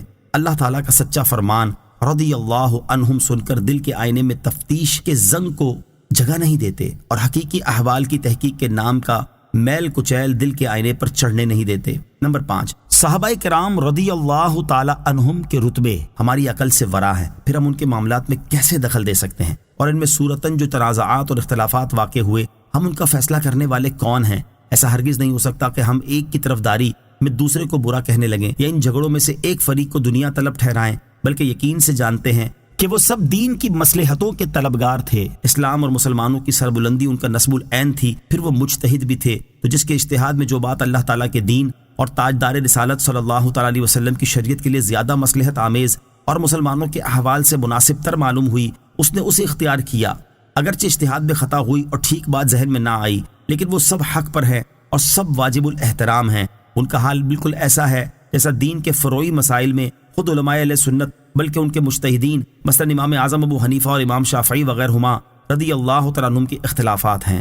نمبر 6، مسلمانوں پر لازم ہے کہ وہ ان جھگڑوں کے سبب صحابہ کرام رضی اللہ تعالیٰ عنہم میں ایک دوسرے کو نہ گمراہ فاسق جانیں اور نہ ہی ان میں سے کسی کے دشمن ہوں، بلکہ مسلمانوں کو تو یہ دیکھنا چاہیے کہ سب صحابہ کرام رضی اللہ تعالیٰ عنہم آقائے دو عالم صلی اللہ تعالیٰ علیہ وسلم کے جاں نثار اور سچے غلام ہیں، اللہ تعالیٰ اور رسول کریم علیہ الصلوۃ والسلام کی بارگاہوں میں معظم و معزز اور آسمان ہدایت کے روشن ستارے ہیں۔ نمبر 7، صحابہ کرام رضی اللہ تعالیٰ عنہم کے بارے میں یاد رکھنا چاہیے کہ وہ انبیاء اور فرشتے نہ تھے کہ گناہ سے معصوم ہوں، ان میں سے بعض حضرات سے لغزشیں صادر ہوئیں مگر ان کی کسی بات پر گرفت اللہ تعالیٰ اور رسول اکرم علیہ الصلوۃ والسلام کے احکام کے خلاف ہے۔ نمبر 8، اللہ عز و جل نے سورہ حدید میں سید المرسلین صلی اللہ علیہ وسلم کے صحابہ کرام کی 2 قسمیں بیان فرمائیں۔ نمبر 1، من انفق من قبل الفتح وقاتل۔ نمبر 2، الذین انفقوا من بعد وقاتلوا، یعنی صحابہ کرام رضی اللہ تعالیٰ عنہم کی ایک قسم وہ ہے کہ فتح مکہ سے پہلے مشرف بہ ایمان ہوئے، اس وقت راہ خدا میں مال خرچ کیا اور جہاد کیا جب ان کی تعداد بھی بہت کم تھی اور وہ ہر طرح کمزور بھی تھے۔ انہوں نے اپنے اوپر شدید مجاہدے گوارا کر کے اور اپنی جانوں کو خطروں میں ڈال ڈال کر بے دریغ اپنا سرمایہ اسلام کی خدمت میں نظر کر دیا۔ یہ حضرات مہاجرین و انصار میں سے سابقین اولین ہیں۔ دوسری قسم وہ ہے کہ فتح مکہ کے بعد ایمان لائے، اللہ تعالیٰ کی راہ میں خرچ کیا اور جہاد میں حصہ لیا۔ ان ایمان والوں نے اس وقت اس اخلاص کا ثبوت مالی اور جنگی جہاد سے دیا جب اسلامی سلطنت کی جڑ مضبوط ہو چکی تھی اور مسلمان کثرت تعداد اور جاہ و مال ہر لحاظ سے بڑھ چکے تھے۔ اجر ان کا بھی عظیم ہے، لیکن ظاہر ہے کہ ان سابقون اولون والوں کے درجے کا نہیں، اسی لیے قرآن عظیم نے ان پہلوں کو ان بعد والوں پر فضیلت دی اور پھر فرمایا کُلًّا وعد اللہ الحسنى، ان سب سے اللہ تعالیٰ نے بھلائی کا وعدہ فرمایا کہ اپنے اپنے مرتبے کے لحاظ سے سبھی کو اجر ملے گا، محروم کوئی نہ رہے گا، اور جن سے بھلائی کا وعدہ کیا ان کے حق میں فرماتا ہے اولئک عنہا مبعدون، وہ جہنم سے دور رکھے گئے ہیں، لا يسمعون حسیسها، وہ جہنم کی بھنک تک نہ سنیں گے، وہم فیما اشتہت انفسہم خالدون، وہ ہمیشہ اپنی من مانتی جی بھاتی مرادوں میں رہیں گے، لا يحزنهم الفزع الاکبر، قیامت کی وہ سب سے بڑی گھبراہٹ انہیں غمگین نہ کرے گی، وَتَتَلَقَّاهُمُ الْمَلَائِكَةُ، فرشتے ان کا استقبال کریں گے، هَذَا يَوْمُكُمُ الَّذِي كُنْتُمْ تُوعَدُونَ، یہ کہتے ہوئے کہ یہ ہے تمہارا وہ دن جس کا تم سے وعدہ تھا۔ رسول اللہ صلی اللہ علیہ وسلم کے ہر صحابی کی یہ شان اللہ عز و جل بتاتا ہے، تو جو کسی صحابی پر اعتراض کرے وہ اللہ واحد قہار کو جھٹلاتا ہے، اور ان کے بعض معاملات کو جن میں اکثر جھوٹی حکایات ہیں اللہ تعالیٰ کے ارشاد کے مقابل پیش کرنا اہل اسلام کا کام نہیں۔ اللہ تعالیٰ نے سورہ حدید کی اسی آیت میں اس کا منہ بھی بند کر دیا کہ صحابہ کرام رضی اللہ تعالیٰ عنہم کے دونوں گروہوں سے بھلائی کا وعدہ کر کے ساتھ ہی ارشاد فرما دیا واللہ بما تعملون خبیر، اور اللہ کو خوب خبر ہے جو تم کرو گے۔ اس کے باوجود اس نے تمہارے اعمال جان کر حکم فرما دیا کہ وہ تم سب سے بے عذاب جنت اور بے حساب کرامت و ثواب کا وعدہ فرما چکا ہے، تو اب دوسرے کو کیا حق رہا کہ ان کی کسی بات پر اعتراض کرے؟ کیا اعتراض کرنے والا اللہ تعالیٰ سے جدا اپنی مستقل حکومت قائم کرنا چاہتا ہے؟ اس بیان کے بعد جو کوئی کچھ بکے وہ اپنا سر کھائے اور خود جہنم میں جائے۔ انما المؤمنون اخوة فاصلحوا بين اخويكم واتقوا الله لعلكم ترحمون۔ ترجمہ، صرف مسلمان بھائی بھائی ہیں تو اپنے دو بھائیوں میں صلح کرا دو اور اللہ سے ڈرو تاکہ تم پر رحمت ہو۔ انما المؤمنون اخوہ، صرف مسلمان بھائی بھائی ہیں۔ ارشاد فرمایا مسلمان تو آپس میں بھائی بھائی ہی ہیں، کیونکہ یہ آپس میں دینی تعلق اور اسلامی محبت کے ساتھ مربوط ہیں، اور یہ رشتہ تمام دنیاوی رشتوں سے مضبوط تر ہے، لہذا جب کبھی دو بھائیوں میں جھگڑا واقع ہو تو ان میں صلح کرا دو اور اللہ تعالیٰ سے ڈرو تاکہ تم پر رحمت ہو، کیونکہ اللہ تعالیٰ سے ڈرنا اور پرہیزگاری اختیار کرنا ایمان والوں کی باہمی محبت اور الفت کا سبب ہے، اور جو اللہ تعالیٰ سے ڈرتا ہے اس پر اللہ تعالیٰ کی رحمت ہوتی ہے۔ مسلمانوں کے باہمی تعلق کے بارے میں 3 احادیث، یہاں آیت کی مناسبت سے مسلمانوں کے باہمی تعلق کے بارے میں 3 احادیث سماعت کیجیے۔ نمبر 1، حضرت عبداللہ ابن عمر رضی اللہ تعالیٰ عنہ سے روایت ہے، رسول اکرم صلی اللہ تعالیٰ علیہ وسلم نے ارشاد فرمایا مسلمان کا بھائی ہے اور وہ اس پر ظلم کرے نہ اس کو رسوا کرے۔ جو شخص اپنے بھائی کی ضرورت پوری کرنے میں مشغول رہتا ہے اللہ تعالیٰ اس کی ضرورت پوری کرتا ہے، اور جو شخص کسی مسلمان سے مصیبت کو دور کرتا ہے تو اللہ تعالیٰ قیامت کے دن اس کے مصائب میں سے کوئی مصیبت دور فرما دے گا، اور جو شخص کسی مسلمان کا پردہ رکھتا ہے قیامت کے دن اللہ تعالیٰ اس کا پردہ رکھے گا۔ نمبر 2، حضرت نعمان بن بشیر رضی اللہ تعالیٰ عنہ سے روایت ہے، رسول اللہ صلی اللہ تعالیٰ علیہ وسلم نے ارشاد فرمایا سارے مسلمان ایک شخص کی طرح ہیں، جب اس کی آنکھ میں تکلیف ہوگی تو سارے جسم میں تکلیف ہوگی، اور اگر اس کے سر میں درد ہو تو سارے جسم میں درد ہوگا۔ نمبر 3، حضرت ابو موسیٰ اشعری رضی اللہ تعالیٰ عنہ سے روایت ہے، سید المرسلین صلی اللہ تعالیٰ علیہ وسلم نے ارشاد فرمایا ایک مسلمان دوسرے مسلمان کے لیے عمارت کی طرح ہے جس کی ایک اینٹ دوسری اینٹ کو مضبوط کرتی ہے۔ اللہ تعالیٰ مسلمانوں کو اپنے باہمی تعلقات سمجھنے اور اس کے تقاضوں کے مطابق عمل پیرا ہونے کی توفیق عطا فرمائے، آمین۔ يا أيها الذين آمنوا لا يسخر قوم من قوم عسى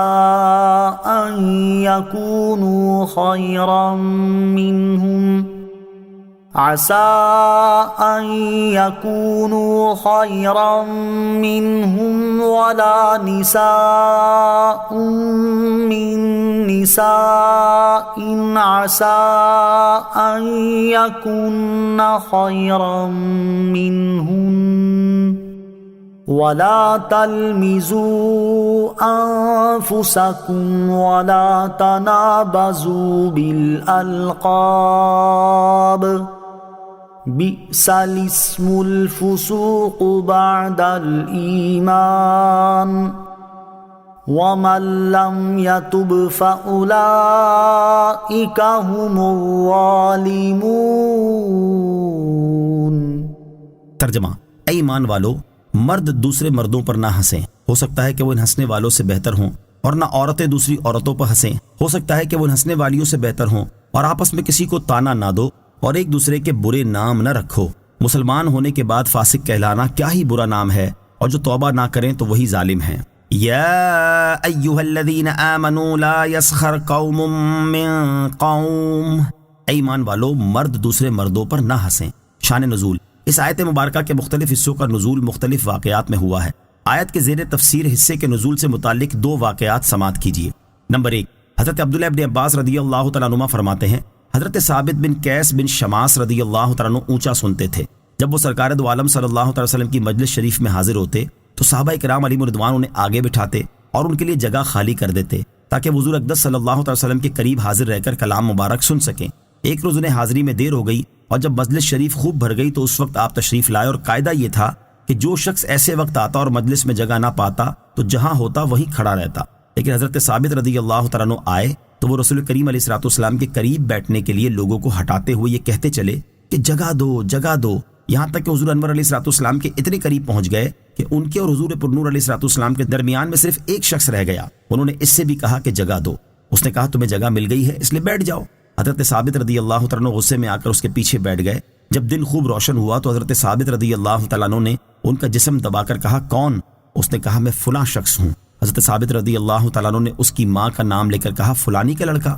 اس پر اس شخص نے شرم سے سر جھکا لیا، کیونکہ اس زمانے میں ایسا کلمہ آر دلانے کے لیے کہا جاتا تھا۔ اس پر یہ آیت نازل ہوئی۔ نمبر 2، حضرت ضحاک رضی اللہ تعالیٰ عنہ فرماتے ہیں یہ آیت بنی تمیم کے ان افراد کے بارے میں نازل ہوئی جو حضرت عمار، حضرت خباب، حضرت بلال، حضرت صہیب، حضرت سلمان، حضرت سالم وغیرہ غریب صحابہ کرام رضی اللہ تعالیٰ عنہم کی غربت دیکھ کر ان کا مذاق اڑایا کرتے تھے۔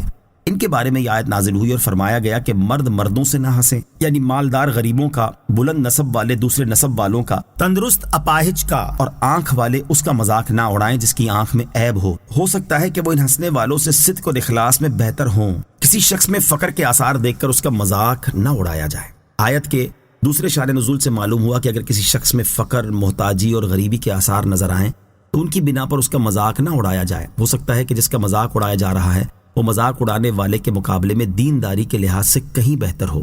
حضرت انس بن مالک رضی اللہ تعالیٰ عنہ سے روایت ہے، رسول کریم صلی اللہ تعالیٰ علیہ وسلم نے ارشاد فرمایا کتنے ہی لوگ ایسے ہیں جن کے بال بکھرے ہوئے اور غبار آلود ہوتے ہیں، ان کے پاس 2 پرانی چادریں ہوتی ہیں اور انہیں کوئی پناہ نہیں دیتا، لیکن اللہ تعالیٰ کی بارگاہ میں ان کا رتبہ و مقام یہ ہوتا ہے کہ اگر وہ اللہ تعالیٰ پر قسم کھا لیں کہ اللہ تعالیٰ فلاں کام کرے گا تو اللہ تعالیٰ وہ کام کر کے ان کی قسم کو سچا کر دیتا ہے۔ حضرت حارث بن وہب خزائی رضی اللہ تعالیٰ عنہ سے روایت ہے، نبی کریم صلی اللہ تعالیٰ علیہ وسلم نے ارشاد فرمایا کیا میں تمہیں جنتی لوگوں کے بارے میں نہ بتاؤں؟ یہ ہر وہ شخص ہے جو کمزور اور لوگوں کی نگاہوں میں گرا ہوا ہے، اگر وہ اللہ تعالیٰ پر قسم کھا لے تو اللہ تعالیٰ ضرور اس کی قسم سچی کر دے گا۔ وَلَا نِسَاءٌ مِّن نِسَاءٍ عَسَىٰ أَن يَكُنَّ خَيْرًا مِّنْهُنَّ، اور نہ عورتیں دوسری عورتوں پر ہنسیں، ہو سکتا ہے کہ وہ ان ہنسنے والیوں سے بہتر ہوں۔ شان نزول، آیت مبارکہ کے اس حصے کے نزول سے متعلق 2 روایات سماعت کیجیے۔ نمبر 1، حضرت انس رضی اللہ تعالیٰ عنہ فرماتے ہیں یہ آیت رسول اللہ صلی اللہ تعالیٰ علیہ وسلم کی ازواج مطہرات رضی اللہ تعالیٰ عنہن کے متعلق نازل ہوئی ہیں۔ انہوں نے حضرت ام سلمہ رضی اللہ تعالیٰ عنہا کو چھوٹے قد کی وجہ سے شرمندہ کیا تھا۔ نمبر 2، حضرت عبداللہ بن عباس رضی اللہ تعالیٰ عنہما فرماتے ہیں آیت کا یہ حصہ ام المومنین حضرت صفیہ بنت حیی رضی اللہ تعالیٰ عنہا کے حق میں اس وقت نازل ہوا جب انہیں حضور اقدس صلی اللہ تعالیٰ علیہ وسلم کی ایک زوجہ مطہرہ نے یہودی کی بیٹی کہا۔ اس واقعے کی تفصیل بیان کرتے ہوئے حضرت انس رضی اللہ تعالیٰ عنہ فرماتے ہیں ام المومنین حضرت صفیہ رضی اللہ تعالیٰ عنہا کو معلوم ہوا کہ حضرت حفصہ رضی اللہ تعالیٰ عنہا نے انہیں یہودی کی لڑکی کہا ہے، اس پر انہیں رنج ہوا اور آپ رونے لگیں۔ جب سرکار دو عالم صلی اللہ تعالیٰ علیہ وسلم ان کے پاس تشریف لائے اور انہیں روتا ہوا پایا تو ارشاد فرمایا تم کیوں رو رہی ہو؟ عرض کی حضرت حفصہ رضی اللہ تعالیٰ عنہ نے مجھے یہودی کی لڑکی کہا ہے۔ حضور اکرم علیہ الصلوۃ والسلام نے ارشاد فرمایا تم نبی زادی ہو، تیرے چچا نبی ہیں اور نبی کی بیوی ہو تو تم پر وہ کیا فخر کرتی ہیں؟ اور حضرت حفصہ رضی اللہ تعالیٰ عنہ سے فرمایا اے حفصہ رضی اللہ تعالیٰ عنہ اللہ تعالیٰ سے ڈرو۔ نوٹ، آیت مبارکہ میں عورتوں کا جدا گانا ذکر اس لیے کیا گیا کہ عورتوں میں ایک دوسرے کا مذاق اڑانے اور اپنے آپ کو بڑا جاننے کی عادت بہت زیادہ ہوتی ہے۔ نیز آیت مبارکہ کا یہ مطلب نہیں ہے کہ عورتیں کسی صورت آپس میں ہنسی مذاق نہیں کر سکتی، بلکہ چند شرائط کے ساتھ ان کا آپس میں ہنسی مذاق کرنا جائز ہے، جیسا کہ اعلیٰ حضرت امام احمد رضا خان رحمۃ اللہ تعالی فرماتے ہیں عورتوں کی ایک دوسرے سے جائز ہنسی جس میں نہ فحش ہو، نہ ایذائے مسلم، نہ بڑوں کی بے ادبی، نہ چھوٹوں سے بد لحاظی، نہ وقت و محل کے نظر سے بے موقع، نہ اس کی کثرت اپنی ہمسر عورتوں سے جائز ہے۔ مذاق اڑانے کا شرعی حکم اور اس فعل کی مذمت۔ مذاق اڑانے کا شرعی حکم بیان کرتے ہوئے حضرت علامہ عبد المصطفیٰ اعظمی رحمۃ اللہ تعالی علیہ فرماتے ہیں، اہانت اور تحقیر کے لیے زبان یا اشارات یا کسی اور طریقے سے مسلمان کا مذاق اڑانا حرام و گناہ ہے، کیونکہ اس سے ایک مسلمان کی تحقیر اور اس کی ایذا رسانی ہوتی ہے، اور کسی مسلمان کی تحقیر کرنا اور دکھ دینا سخت حرام اور جہنم میں لے جانے والا کام ہے۔ کثیر احادیث میں اس فعل سے ممانعت اور اس کی شدید مذمت اور شناعت بیان کی گئی ہے، جیسا کہ حضرت عباس رضی اللہ تعالیٰ عنہ سے روایت ہے، نبی کریم صلی اللہ تعالیٰ علیہ وسلم نے ارشاد فرمایا، اپنے بھائی سے نہ جھگڑا کرو، نہ اس کا مذاق اڑاؤ، نہ اس سے کوئی ایسا وعدہ کرو جس کی خلاف ورزی کرو۔ ام المومنین حضرت عائشہ صدیقہ رضی اللہ تعالی عنہا سے روایت ہے، نبی کریم صلی اللہ تعالی علیہ وسلم نے ارشاد فرمایا، میں کسی کی نقل اتارنا پسند نہیں کرتا اگرچہ اس کے بدلے میں مجھے بہت مال ملے۔ حضرت حسن رضی اللہ تعالی عنہ سے روایت ہے، تاجدار رسالت صلی اللہ تعالی علیہ وسلم نے ارشاد فرمایا، قیامت کے دن لوگوں کا مذاق اڑانے والے کے سامنے جنت کا ایک دروازہ کھولا جائے گا اور کہا جائے گا کہ آؤ آؤ، تو وہ بہت ہی بے چینی اور غم میں ڈوبا ہوا اس دروازے کے سامنے آئے گا، مگر جیسے ہی وہ دروازے کے پاس پہنچے گا وہ دروازہ بند ہو جائے گا، پھر ایک دوسرا جنت کا دروازہ کھلے گا اور اس کو پکارا جائے گا، آؤ یہاں آؤ، چنانچہ بے چینی اور رنج و غم میں ڈوبا ہوا اس دروازے کے پاس جائے گا تو وہ دروازہ بند ہو جائے گا۔ اسی طرح اس کے ساتھ معاملہ ہوتا رہے گا یہاں تک کہ دروازہ کھلے گا اور پکار پڑے گی تو وہ نا امیدی کی وجہ سے نہیں جائے گا، اس طرح وہ جنت میں داخل ہونے سے محروم رہے گا۔ حضرت علامہ عبد المصطفیٰ اعظمی رحمۃ اللہ تعالی علیہ فرماتے ہیں، کسی کو ذلیل کرنے کے لیے اور اس کی تحقیر کرنے کے لیے اس کی خامیوں کو ظاہر کرنا، اس کا مذاق اڑانا، اس کی نقل اتارنا، یا اس کو تانا مارنا یا آر دلانا یا اس پر ہنسنا یا اس کو برے برے القاب سے یاد کرنا اور اس کی ہنسی اڑانا، مثلا آج کل کے بازام خود اپنے آپ کو عرفی شرفا کہلانے والے کچھ قوموں کو حقیر و ذلیل سمجھتے ہیں اور محض قومیت کی بنا پر ان کا تمسخر اور استہزاء کرتے اور مذاق اڑاتے رہتے ہیں اور قسم قسم کے دل آزار القاب سے یاد کرتے رہتے ہیں، کبھی تانا زنی کرتے ہیں، کبھی آر دلاتے ہیں۔ یہ سب حرکتیں حرام و گناہ اور جہنم میں لے جانے والے کام ہیں، لہٰذا ان حرکتوں سے توبہ لازم ہے ورنہ یہ لوگ فاسق ٹھہریں گے۔ اسی طرح سیٹھوں اور مالداروں کی عادت ہے کہ وہ غریبوں کے ساتھ تمسخر اور اہانت آمیز القاب سے ان کو آر دلاتے اور تانا زنی کرتے رہتے ہیں اور طرح طرح سے ان کا مذاق اڑایا کرتے ہیں، جس سے غریبوں کی دل آزاری ہوتی رہتی ہے، مگر وہ اپنی غربت اور مفلسی کی وجہ سے مالداروں کے سامنے دم نہیں مار سکتے۔ ان مالداروں کو ہوش میں آ جانا چاہیے کہ اگر وہ اپنے ان کرتوتوں سے توبہ کر کے باز نہ آئے تو یقیناً وہ قہر قہار و غضب جبار میں گرفتار ہو کر جہنم کے سزاوار بنیں گے اور دنیا میں ان غریبوں کے آنسو قہر خداوندی کا سیلاب بن کر ان مالداروں کے محلات کو خس و خاشاک کی طرح بہا لے جائیں گے۔ خوش طبعی کرنے کا حکم۔ یاد رہے کہ کسی شخص سے ایسا مذاق کرنا حرام ہے جس سے اسے اذیت پہنچے، البتہ ایسا مذاق جو اسے خوش کر دے، جسے خوش طبعی اور خوش مزاجی کہتے ہیں، جائز ہے، بلکہ کبھی کبھی خوش طبعی کرنا سنت بھی ہے، جیسا کہ مفتی احمد یار خان نعیمی رحمۃ اللہ تعالی علیہ فرماتے ہیں، حضور پر نور صلی اللہ تعالی علیہ وسلم سے کبھی کبھی خوش طبعی کرنا ثابت ہے، اس لیے علماء کرام فرماتے ہیں کہ کبھی کبھی خوش طبعی کرنا سنت مستحبہ ہے۔ امام محمد غزالی رحمۃ اللہ تعالی علیہ فرماتے ہیں، اگر تم اس بات پر قادر ہو کہ جس پر نبی کریم علیہ الصلوۃ والسلام اور صحابہ کرام رضی اللہ تعالیٰ عنہم قادر تھے کہ مزاح یعنی خوش طبعی کرتے وقت صرف حق بات کہو، کسی کے دل کو اذیت نہ پہنچاؤ، حد سے نہ بڑھو اور کبھی کبھی مزاح کرو تو تمہارے لیے بھی کوئی حرج نہیں، لیکن مزاح کو پیشہ بنا لینا بہت بڑی غلطی ہے۔ مزید فرماتے ہیں وہ مزاح ممنوع ہے جو حد سے زیادہ کیا جائے اور ہمیشہ اسی میں مصروف رہا جائے، اور جہاں تک ہمیشہ مزاح کرنے کا تعلق ہے تو اس میں خرابی یہ ہے کہ کھیل کود اور غیر سنجیدگی ہے۔ کھیل اگرچہ بعض صورتوں میں جائز ہے لیکن ہمیشہ اسی کام میں لگ جانا مذموم ہے، اور حد سے زیادہ مزاح کرنے میں خرابی یہ ہے کہ اس کی وجہ سے زیادہ ہنسی پیدا ہوتی ہے اور زیادہ ہنسنے سے دل مردہ ہو جاتا ہے، بعض اوقات دل میں بغض پیدا ہوتا ہے اور ہیبت و وقار ختم ہو جاتا ہے، لہٰذا جو مزاح ان امور سے خالی ہو وہ قابل مذمت نہیں، جیسا کہ نبی کریم علیہ الصلوۃ والسلام نے ارشاد فرمایا، بے شک میں بھی مزاح کرتا ہوں اور میں خوش طبعی میں سچی بات ہی کہتا ہوں، لیکن یہ بات تو آپ کے ساتھ خاص تھی کہ مزاح بھی فرماتے اور جھوٹ بھی نہ ہوتا، لیکن جہاں تک دوسرے لوگوں کا تعلق ہے تو وہ مزاح اسی لیے کرتے ہیں کہ لوگوں کو ہنسائیں، خواہ جس طرح بھی ہو۔ اور اس کی وعید بیان کرتے ہوئے نبی اکرم علیہ الصلوۃ والسلام نے ارشاد فرمایا، ایک شخص کوئی بات کہتا ہے جس کے ذریعے وہ اپنے ہم مجلس لوگوں کو ہنساتا ہے، اس کی وجہ سے ثریا ستارے سے بھی زیادہ دور تک جہنم میں گرتا ہے۔ اللہ تعالیٰ ہمیں جائز خوش طبعی کرنے اور ناجائز خوش طبعی سے بچنے کی توفیق عطا فرمائے، آمین۔ سید المرسلین صلی اللہ تعالیٰ علیہ وسلم کی خوش طبعی۔ یہاں موضوع کی مناسبت سے سید المرسلین صلی اللہ تعالیٰ علیہ وسلم کی خوش طبعی کے 4 واقعات سماعت کیجیے۔ نمبر 1، حضرت زید بن اسلم رضی اللہ تعالیٰ عنہ فرماتے ہیں حضرت ام ایمن رضی اللہ تعالیٰ عنہا نبی کریم علیہ الصلوۃ والسلام کی بارگاہ میں حاضر ہوئیں اور عرض کیا میرے شوہر آپ کو بلا رہے ہیں۔ ارشاد فرمایا کون؟ وہی جس کی آنکھ میں سفیدی ہے۔ عرض کی اللہ تعالیٰ کی قسم ان کی آنکھ میں سفیدی نہیں ہے۔ ارشاد فرمایا کیوں نہیں؟ بے شک اس کی آنکھ میں سفیدی ہے۔ عرض کی اللہ تعالیٰ کی قسم ایسا نہیں ہے۔ نبی کریم علیہ الصلوۃ والسلام نے ارشاد فرمایا کیا کوئی ایسا ہے جس کی آنکھ میں سفیدی نہ ہو؟ آپ نے اس سے وہ سفیدی مراد لی تھی جو آنکھ کے سیاہ حلقے کے ارد گرد ہوتی ہے۔ نمبر 2، حضرت انس رضی اللہ تعالیٰ عنہ فرماتے ہیں نبی کریم علیہ الصلوۃ والسلام ہم میں گھلے ملے رہتے، حتیٰ کہ میرے چھوٹے بھائی سے فرماتے ابو عمیر چڑیا کا کیا ہوا؟ نمبر 3، حضرت انس رضی اللہ تعالیٰ عنہ فرماتے ہیں ایک شخص نے رسول اللہ صلی اللہ تعالیٰ علیہ وسلم سے سواری مانگی تو ارشاد فرمایا ہم تمہیں اونٹنی کے بچے پر سوار کریں گے۔ اس نے عرض کی میں اونٹنی کے بچے کا کیا کروں گا؟ رسول کریم علیہ الصلوۃ والسلام نے ارشاد فرمایا اونٹ کو اونٹنی ہی تو جنم دیتی ہے۔ نمبر 4، حضرت انس رضی اللہ تعالیٰ عنہ فرماتے ہیں نبی اکرم صلی اللہ تعالیٰ علیہ وسلم نے ایک بوڑھی عورت سے فرمایا جنت میں کوئی بوڑھی عورت نہ جائے گی۔ انہوں نے پریشان ہو کر عرض کی تو پھر ان کا کیا بنے گا؟ حالانکہ وہ عورت قرآن پڑھا کرتی تھی۔ تاجدار رسالت صلی اللہ تعالیٰ علیہ وسلم نے ارشاد فرمایا کیا تم نے قرآن میں یہ نہیں پڑھا کہ اِنَّا أَنشَأْنَاهُنَّ إِنشَاءً فَجَعَلْنَاهُنَّ أَبْكَارًا؟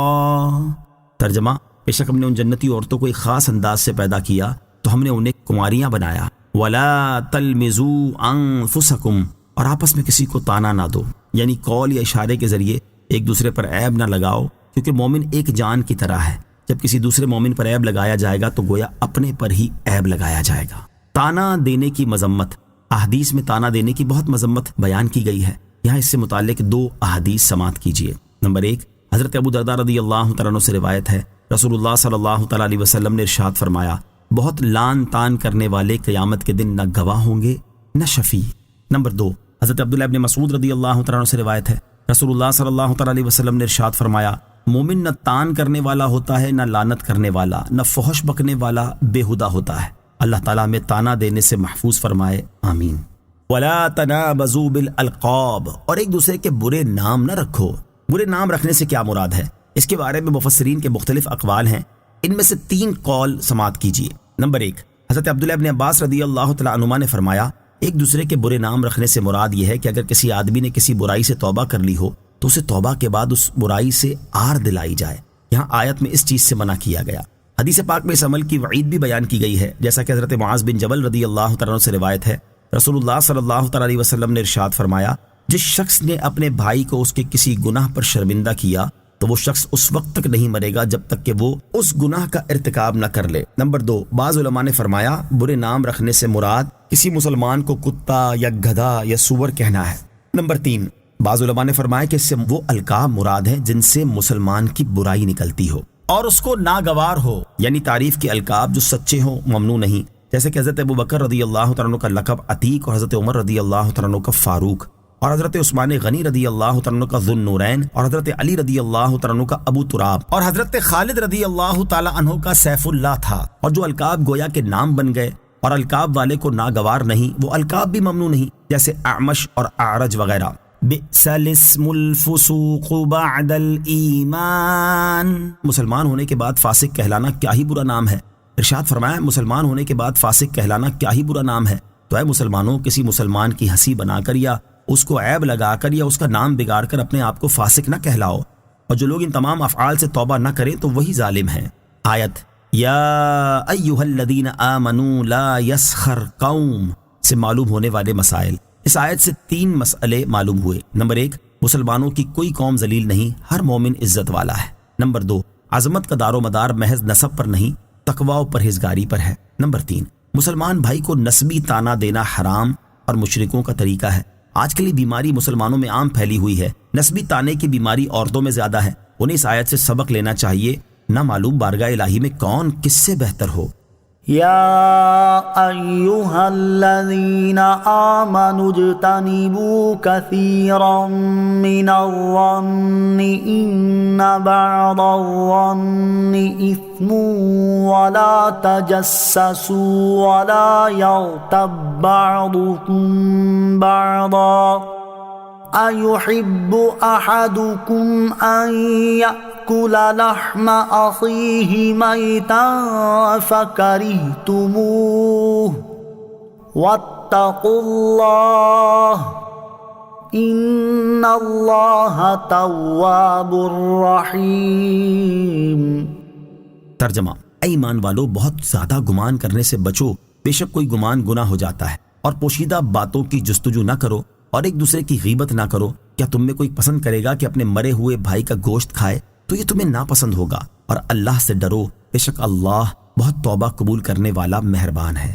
یا ایھا الذین آمنوا اجتنبوا کثیرا من الظن، اے ایمان والو، بہت زیادہ گمان کرنے سے بچو۔ آیت کے حصے میں اللہ تعالیٰ نے اپنے مومن بندوں کو بہت زیادہ گمان کرنے سے منع فرمایا، کیونکہ بعض گمان ایسے ہیں جو محض گناہ ہیں، لہٰذا احتیاط کا تقاضا یہ ہے کہ گمان کی کثرت سے بچا جائے۔ امام فخر الدین رازی رحمۃ اللہ تعالی فرماتے ہیں، یہاں آیت میں گمان کرنے سے بچنے کا حکم دیا گیا کیونکہ گمان ایک دوسرے کو عیب لگانے کا سبب ہے، اس پر کبھی افعال صادر ہونے کا مدار ہے، اور اسی سے خفیہ دشمن ظاہر ہوتا ہے، اور کہنے والا جب ان امور سے یقینی طور پر واقف ہوگا تو وہ اس بات پر بہت کم یقین کرے گا کہ کسی میں عیب ہے تاکہ اسے عیب لگائے، کیونکہ کبھی فعل بظاہر کبھی ہوتا ہے لیکن حقیقت میں ایسا نہیں ہوتا، اس لیے ممکن ہے کہ کرنے والا اسے بھول کر رہا ہو یا دیکھنے والا غلطی پر ہو۔ علامہ عبداللہ بن عمر بیداوی رحمۃ اللہ تعالی فرماتے ہیں، یہاں آیت میں گمان کی کثرت کو مبہم رکھا گیا تاکہ مسلمان ہر گمان کے بارے میں محتاط ہو جائے اور غور و فکر کرے، یہاں تک کہ اسے معلوم ہو جائے کہ اس گمان کا تعلق کس صورت سے ہے، کیونکہ بعض گمان واجب ہیں، بعض حرام ہیں اور بعض مباح ہیں۔ گمان کی اقسام اور ان کا شرعی حکم۔ گمان کی کئی اقسام ہیں، ان میں سے 4 یہ ہیں۔ نمبر 1 واجب، جیسے اللہ تعالیٰ کے ساتھ اچھا گمان رکھنا۔ نمبر 2 مستحب، جیسے صالح مومن کے ساتھ نیک گمان رکھنا۔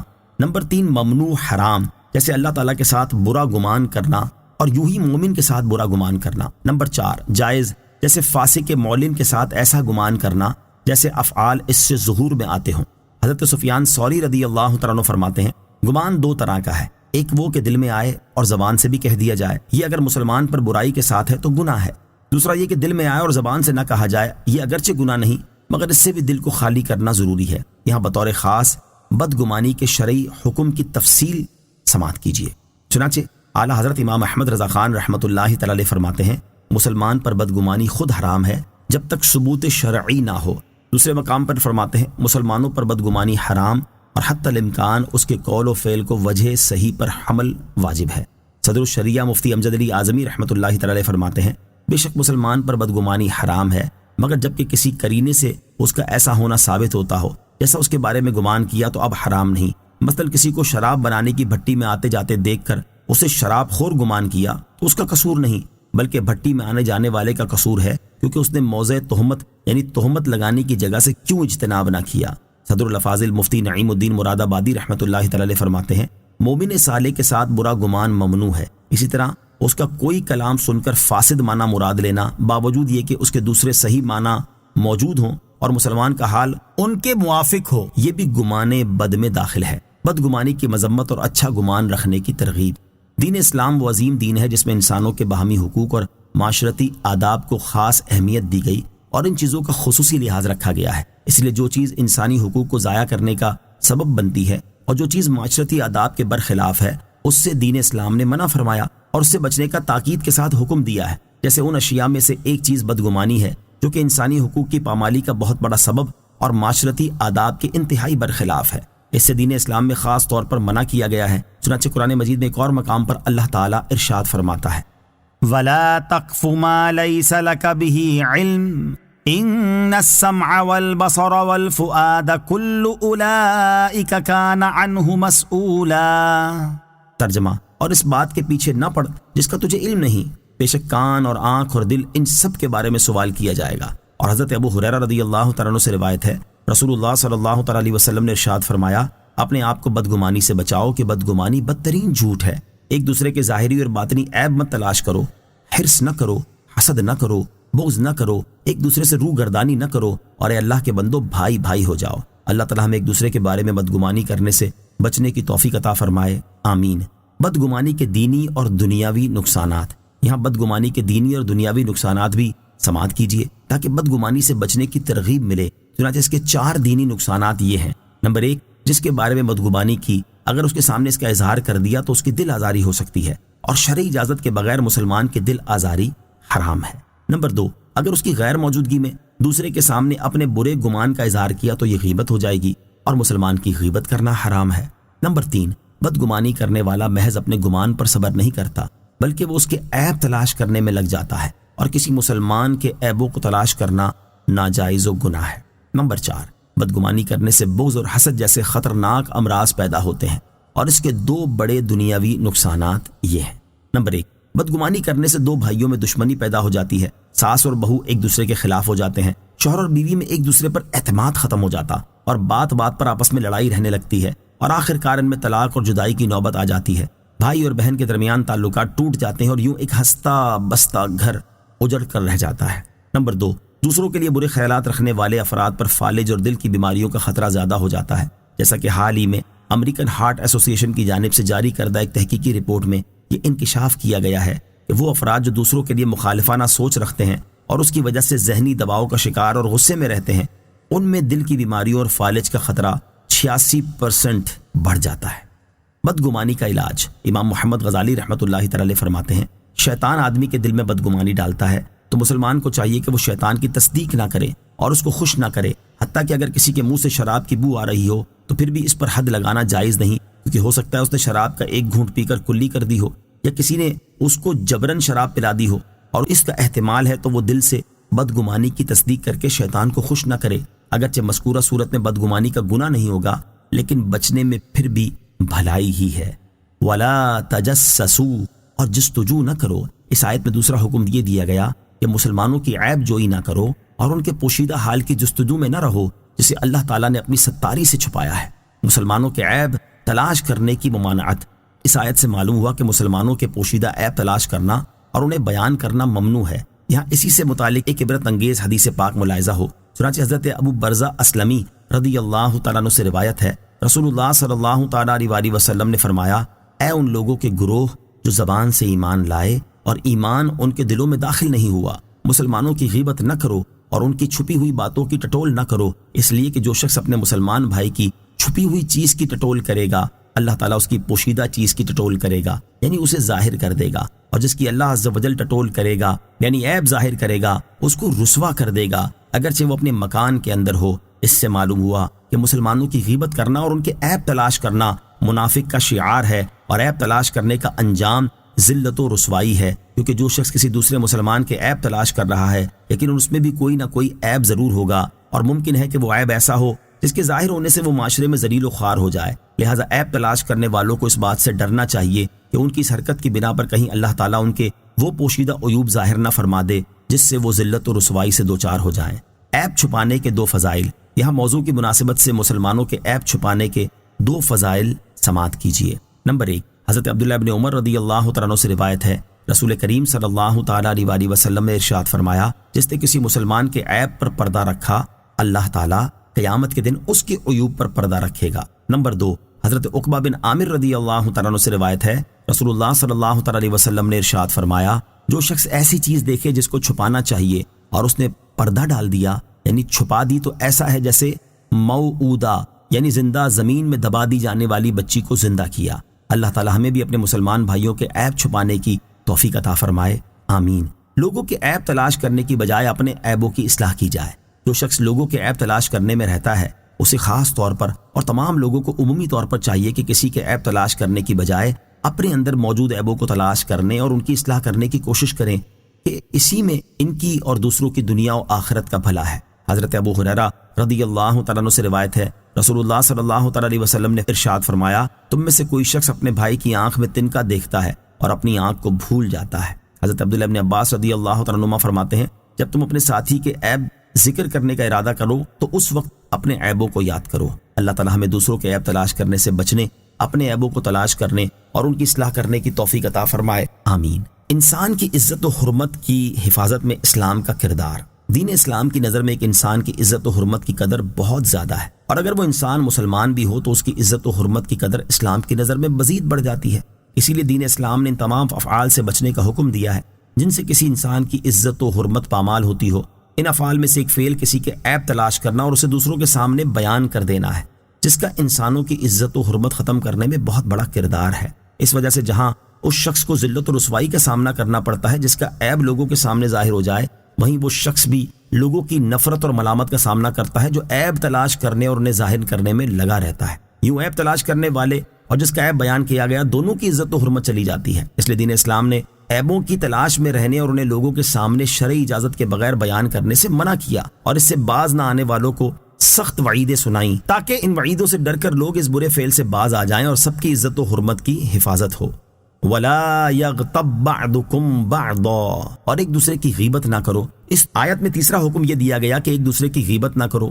کیا تم میں کوئی یہ پسند کرے گا کہ اپنے مرے ہوئے بھائی کا گوشت کھائے؟ یقیناً یہ تمہیں ناپسند ہوگا، تو پھر مسلمان بھائی کی غیبت بھی تمہیں گوارا نہ ہونی چاہیے، کیونکہ اس کو پیٹھ پیچھے برا کہنا اس کے مرنے کے بعد اس کا گوشت کھانے کی مثل ہے، کیونکہ جس طرح کسی کا گوشت کاٹنے سے اس کو ایذا ہوتی ہے، اسی طرح اس کی بدگوئی کرنے سے اسے قلبی تکلیف ہوتی ہے، اور در حقیقت عزت و آبرو گوشت سے زیادہ پیاری ہے۔ شان نزول، جب سرکار دو عالم صلی اللہ تعالیٰ علیہ وسلم جہاد کے لیے روانہ ہوتے اور سفر فرماتے تو ہر 2 مالداروں کے ساتھ ایک غریب مسلمان کو کر دیتے کہ وہ غریب ان کی خدمت کرے اور وہ اسے کھلائیں پلائیں، یوں ہر ایک کا کام چلے۔ چنانچہ اسی دستور کے مطابق حضرت سلمان رضی اللہ تعالیٰ عنہ 2 آدمیوں کے ساتھ کیے گئے تھے۔ ایک روز وہ سو گئے اور کھانا تیار نہ کر سکے تو ان دونوں نے انہیں کھانا طلب کرنے کے لیے رسول کریم علیہ الصلوۃ والسلام کی خدمت میں بھیجا۔ پیارے آقا علیہ الصلوۃ والسلام کے کچن کے خادم حضرت اسامہ رضی اللہ تعالیٰ عنہ تھے، ان کے پاس کھانے میں سے کچھ باقی رہا نہ تھا، اس لیے انہوں نے فرمایا کہ میرے پاس کچھ نہیں ہے۔ حضرت سلمان رضی اللہ تعالیٰ عنہ نے یہی آ کر کہہ دیا تو ان دونوں رفیقوں نے کہا اسامہ رضی اللہ تعالیٰ عنہ نے بخل کیا۔ جب وہ نبی پاک علیہ الصلوۃ والسلام کی خدمت میں حاضر ہوئے تو آپ نے ارشاد فرمایا میں تمہارے منہ میں گوشت کی رنگت دیکھتا ہوں۔ انہوں نے عرض کی ہم نے گوشت کھایا ہی نہیں۔ ارشاد فرمایا تم نے غیبت کی، اور جو مسلمان کی غیبت کرے اس نے مسلمان کا گوشت کھایا۔ غیبت اور اس کی مذمت سے متعلق 4 احادیث۔ اس آیت میں غیبت کرنے سے منع کیا گیا اور ایک مثال کے ذریعے اس کی شناعت اور برائی کو بیان کیا گیا ہے۔ کثیر احادیث میں بھی اس کی شدید مذمت بیان کی گئی ہے۔ یہاں ان میں سے 4 احادیث سماعت کیجیے۔ نمبر 1 مسلم شریف کی حدیث ہے، حضرت ابو ہریرہ رضی اللہ تعالیٰ عنہ سے روایت ہے، رسول اللہ صلی اللہ تعالیٰ علیہ وسلم نے ارشاد فرمایا کیا تم جانتے ہو کہ غیبت کیا چیز ہے؟ صحابہ کرام علیہ رضوان نے عرض کی اللہ تعالیٰ اور اس کے رسول علیہ الصلوۃ والسلام ہی زیادہ جانتے ہیں۔ ارشاد فرمایا تم اپنے بھائی کا وہ عیب بیان کرو جس کے ذکر کو وہ ناپسند کرتا ہے۔ عرض کی گئی اس کے بارے میں آپ کی کیا رائے ہے کہ اگر میرے بھائی میں وہ عیب موجود ہو جسے میں بیان کرتا ہوں؟ ارشاد فرمایا تم جو عیب بیان کر رہے ہو اگر وہ اس میں موجود ہو جبھی تو وہ غیبت ہے، اگر اس میں وہ عیب نہیں ہے تو پھر وہ بہتان ہے۔ نمبر 2 حضرت ابو سعید اور حضرت جابر رضی اللہ تعالیٰ عنہما سے روایت ہے، رسول اللہ صلی اللہ تعالیٰ علیہ وسلم نے ارشاد فرمایا غیبت زنا سے بھی زیادہ سخت چیز ہے۔ لوگوں نے عرض کی یا رسول اللہ صلی اللہ تعالیٰ علیہ وسلم غیبت زنا سے زیادہ سخت کیسے ہے؟ ارشاد فرمایا مرد زنا کرتا ہے پھر توبہ کرتا ہے تو اللہ تعالیٰ اس کی توبہ قبول فرماتا ہے، اور غیبت کرنے والے کی تب تک مغفرت نہ ہوگی جب تک وہ معاف نہ کر دے جس کی غیبت کی ہے۔ نمبر 3 حضرت انس بن مالک رضی اللہ تعالیٰ عنہ سے روایت ہے، سرکار دو عالم صلی اللہ تعالیٰ علیہ وسلم نے ارشاد فرمایا جب مجھے معراج کرائی گئی تو میں ایسے لوگوں کے پاس سے گزرا جن کے ناخن پیتل کے تھے اور وہ ان ناخنوں سے اپنے چہروں اور سینوں کو نوچ رہے تھے۔ میں نے پوچھا جبرائیل یہ کون لوگ ہیں؟ انہوں نے کہا یہ وہ افراد ہیں جو لوگوں کا گوشت کھاتے اور ان کی عزتوں کو پامال کرتے تھے۔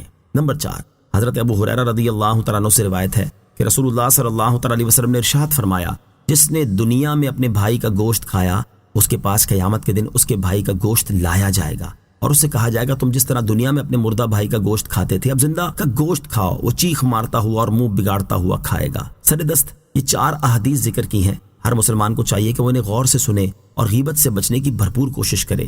فی زمانہ اس حرام سے بچنے کی بہت زیادہ ضرورت ہے کیونکہ آج کل مسلمانوں میں یہ بلا بہت پھیلی ہوئی ہے اور وہ اس سے بچنے کی طرف بالکل توجہ نہیں کرتے، اور ان کی بہت کم مجلسیں ایسی ہوتی ہیں جو چغلی اور غیبت سے محفوظ ہوں۔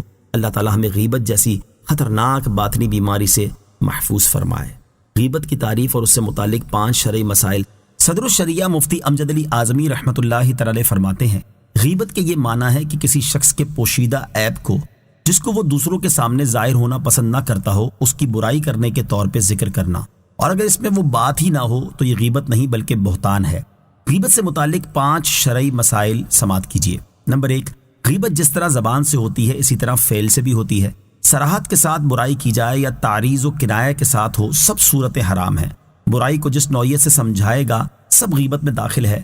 تعریض کی یہ صورت ہے کہ کسی کے ذکر کرتے وقت یہ کہا کہ الحمدللہ میں ایسا نہیں، جس کا یہ مطلب ہوا کہ وہ ایسا ہے۔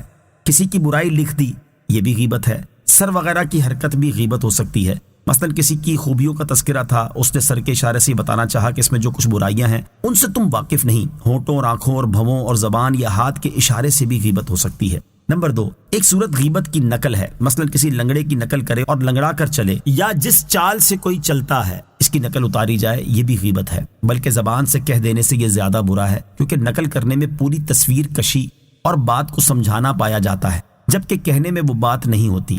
نمبر 3، جس طرح زندہ آدمی کی غیبت ہو سکتی ہے، مرے ہوئے مسلمان کو برائی کے ساتھ یاد کرنا بھی غیبت ہے، جبکہ وہ صورتیں نہ ہوں جن میں عیوب کا بیان کرنا غیبت میں داخل نہیں۔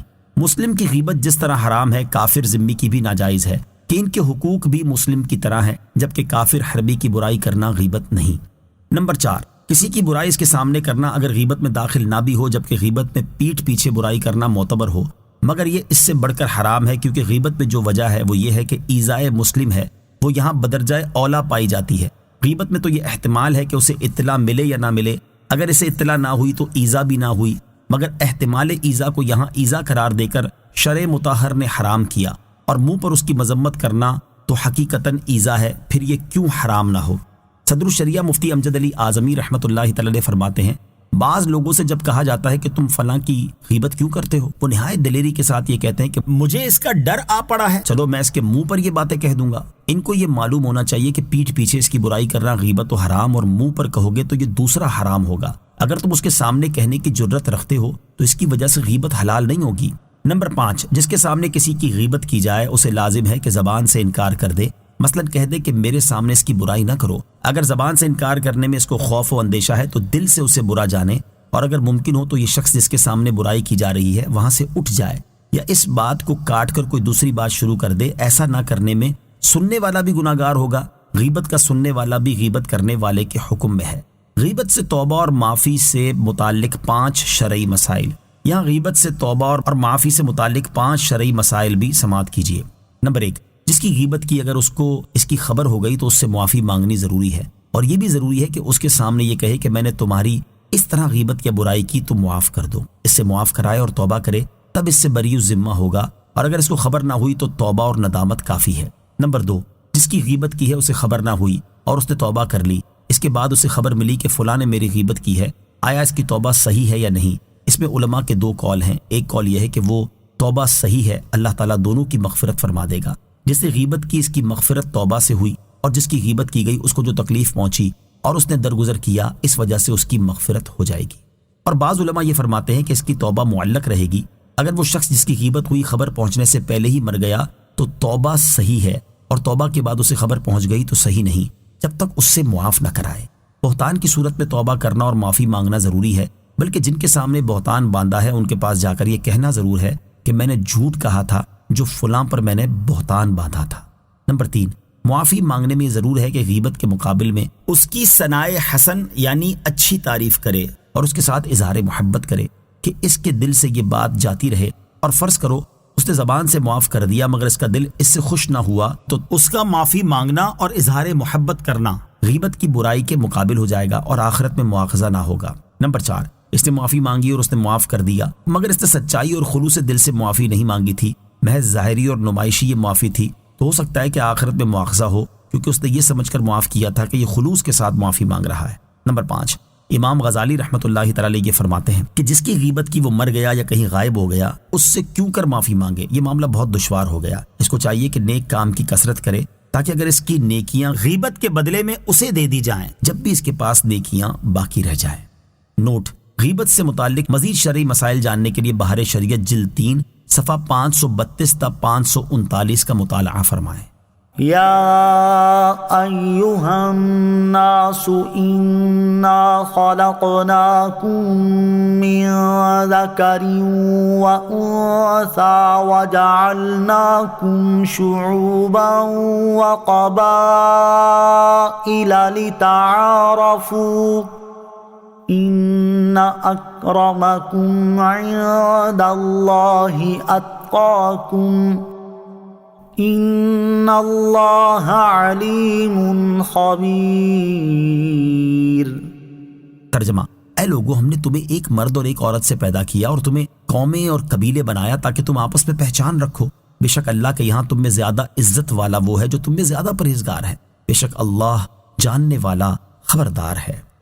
یا ایھا الناس انا خلقناکم من ذکر وانثی، اے لوگو ہم نے تمہیں ایک مرد اور ایک عورت سے پیدا کیا، اور ارشاد فرمایا اے لوگو ہم نے تمہیں ایک مرد حضرت آدم علیہ السلام اور ایک عورت حضرت حوا رضی اللہ تعالی عنہا سے پیدا کیا، اور جب نسب کے اس انتہائی درجے پر جا کر تم سب کے سب مل جاتے ہو تو نسب میں ایک دوسرے پر فخر اور بڑائی کا اظہار کرنے کی کوئی وجہ نہیں، سب برابر ہو اور ایک جد اعلیٰ کی اولاد ہو، اس لیے نسب کی وجہ سے ایک دوسرے پر فخر کا اظہار نہ کرو۔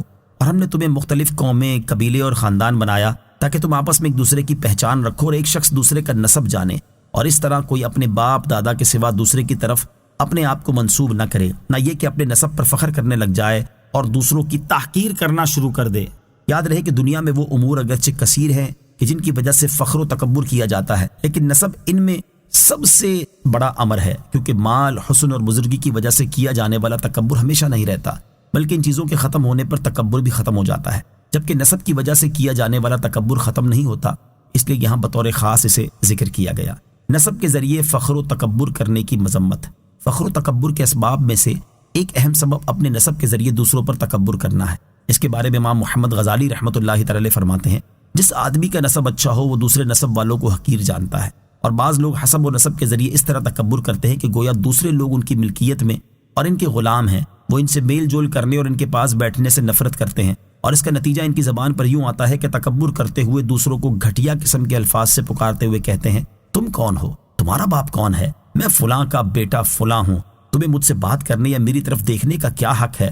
تو مجھ جیسے لوگوں سے بات کرتا ہے اور مجھ سے اس قسم کی گفتگو کرتا ہے وغیرہ۔ یہ ایک ایسی پوشیدہ رگ ہے کہ کوئی بھی نسب والا اس سے خالی نہیں ہوتا، اگرچہ وہ نیک اور باعمل ہو، لیکن بعض اوقات حالت اعتدال پر ہونے کی صورت میں یہ بات ظاہر نہیں ہوتی، اور جب اس پر غصے کا غلبہ ہو تو وہ اس کے نور بصیرت کو بجھا دیتا ہے اور اس قسم کی گفتگو اس کی زبان پر آ جاتی ہے۔ حضرت ابو ذر غفاری رضی اللہ تعالیٰ عنہ فرماتے ہیں، نبی اکرم صلی اللہ تعالیٰ علیہ وسلم کی موجودگی میں ایک شخص سے میری تکرار ہو گئی، تو میں نے کہا اے کالی عورت کے بیٹے، تو نبی کریم علیہ الصلوۃ والسلام نے ارشاد فرمایا، اے ابو ذر، سا پورا نہیں بھرا جاتا، سفید عورت کے بیٹے کو سیاہ عورت کے بیٹے پر کوئی فضیلت نہیں۔ حضرت ابو ذر رضی اللہ تعالیٰ عنہ فرماتے میں لیٹ گیا اور اس شخص سے کہا اٹھو اور میرے رخسار کو پامال کر دو۔ تو دیکھیے کس طرح نبی کریم علیہ الصلوۃ والسلام نے انہیں تنبیہ فرمائی جب انہوں نے سفید خاتون کا بیٹا ہونے کی وجہ سے اپنے آپ کو افضل سمجھا، اور یہ بات خطا اور نادانی ہے، اور دیکھیے کہ انہوں نے کس طرح توبہ کی اور اپنے آپ سے تکبر کے درخت کو اس شخص کے تلوے کے ذریعے جڑ سے اکھاڑ پھینکا جس کے مقابلے میں تکبر کیا گیا تھا، کیونکہ آپ کو معلوم ہو گیا تھا کہ تکبر کو صرف عاجزی کے ذریعے ختم کیا جا سکتا ہے۔ اسی سلسلے میں مروی ہے کہ نبی اکرم صلی اللہ تعالی علیہ وسلم کی موجودگی میں دو آدمیوں نے ایک دوسرے پر فخر کا اظہار کیا۔ ایک نے کہا میں فلاں کا بیٹا فلاں ہوں، تم کون ہو؟ تمہاری تو ماں ہی نہیں۔ اس پر حضور اقدس علیہ الصلوۃ والسلام نے ارشاد فرمایا، حضرت موسیٰ علیہ الصلوۃ والسلام کے سامنے دو آدمیوں نے ایک دوسرے پر فخر کیا، ان میں سے ایک نے کہا میں فلاں کا بیٹا فلاں ہوں، اس طرح وہ 9 پشتے شمار کر گیا اور کہا تیری تو ماں ہی نہیں ہے۔ اللہ تعالیٰ نے حضرت موسیٰ علیہ الصلوۃ والسلام کی طرف وحی بھیجی کہ جس نے فخر کا اظہار کیا ہے اس سے فرما دیجئے وہ 9 کی 9 پشتے جہنم میں جائیں گی اور تم ان کے ساتھ 10ویں ہوگے۔ نبی اکرم علیہ الصلوۃ والسلام نے ارشاد فرمایا لوگوں کو اپنے آباء و اجداد پر فخر کرنا چھوڑ دینا چاہیے، وہ جہنم میں کوئلہ بن گئے یا وہ اللہ تعالیٰ کے نزدیک ان کیڑوں سے بھی زیادہ ذلیل ہیں جو اپنے ناک سے گندگی کو دھکیلتے ہیں۔ اللہ تعالیٰ ہمیں اس باطنی بیماری سے محفوظ فرمائے، آمین۔ ان اکرمکم عند اللہ اتقاکم، بے شک اللہ کے یہاں تم میں زیادہ عزت والا وہ ہے جو تم میں زیادہ پرہیزگار ہے۔ آیت کے حصے میں وہ چیز بیان فرمائی جا رہی ہے جو انسان کے لیے شرافت و فضیلت کا سبب ہے اور جس سے اسے اللہ تعالیٰ کی بارگاہ میں عزت حاصل ہوتی ہے۔ چنانچہ ارشاد فرمایا بے شک اللہ تعالیٰ کی بارگاہ میں تم میں سے زیادہ عزت والا وہ شخص ہے جو تم میں زیادہ پرہیزگار ہے۔ بے شک اللہ تعالیٰ تمہیں جاننے والا اور تمہارے باطن سے خبردار ہے۔ شان نزول، حضور اکرم علیہ الصلوۃ والسلام مدینہ منورہ کے بازار میں تشریف لے گئے، وہاں ملاحظہ فرمایا کہ ایک حبشی غلام یہ کہہ رہا تھا جو مجھے خریدے اس سے میری یہ شرط ہے کہ مجھے رسول کریم علیہ الصلوۃ والسلام کی اقتداء میں 5 نمازیں ادا کرنے سے منع نہ کرے۔ اس غلام کو ایک شخص نے خرید لیا، پھر وہ غلام بیمار ہو گیا تو سرکار دو عالم صلی اللہ تعالی علیہ وسلم اس کی عیادت کے لیے تشریف لائے، پھر اس کی وفات ہو گئی اور رسول کریم علیہ الصلوۃ والسلام اس کی تدفین میں تشریف لائے۔ اس کے بارے میں لوگوں نے کچھ کہا تو اس پر یہ آیت کریمہ نازل ہوئی۔ عزت اور فضیلت کا مدار پرہیزگاری ہے۔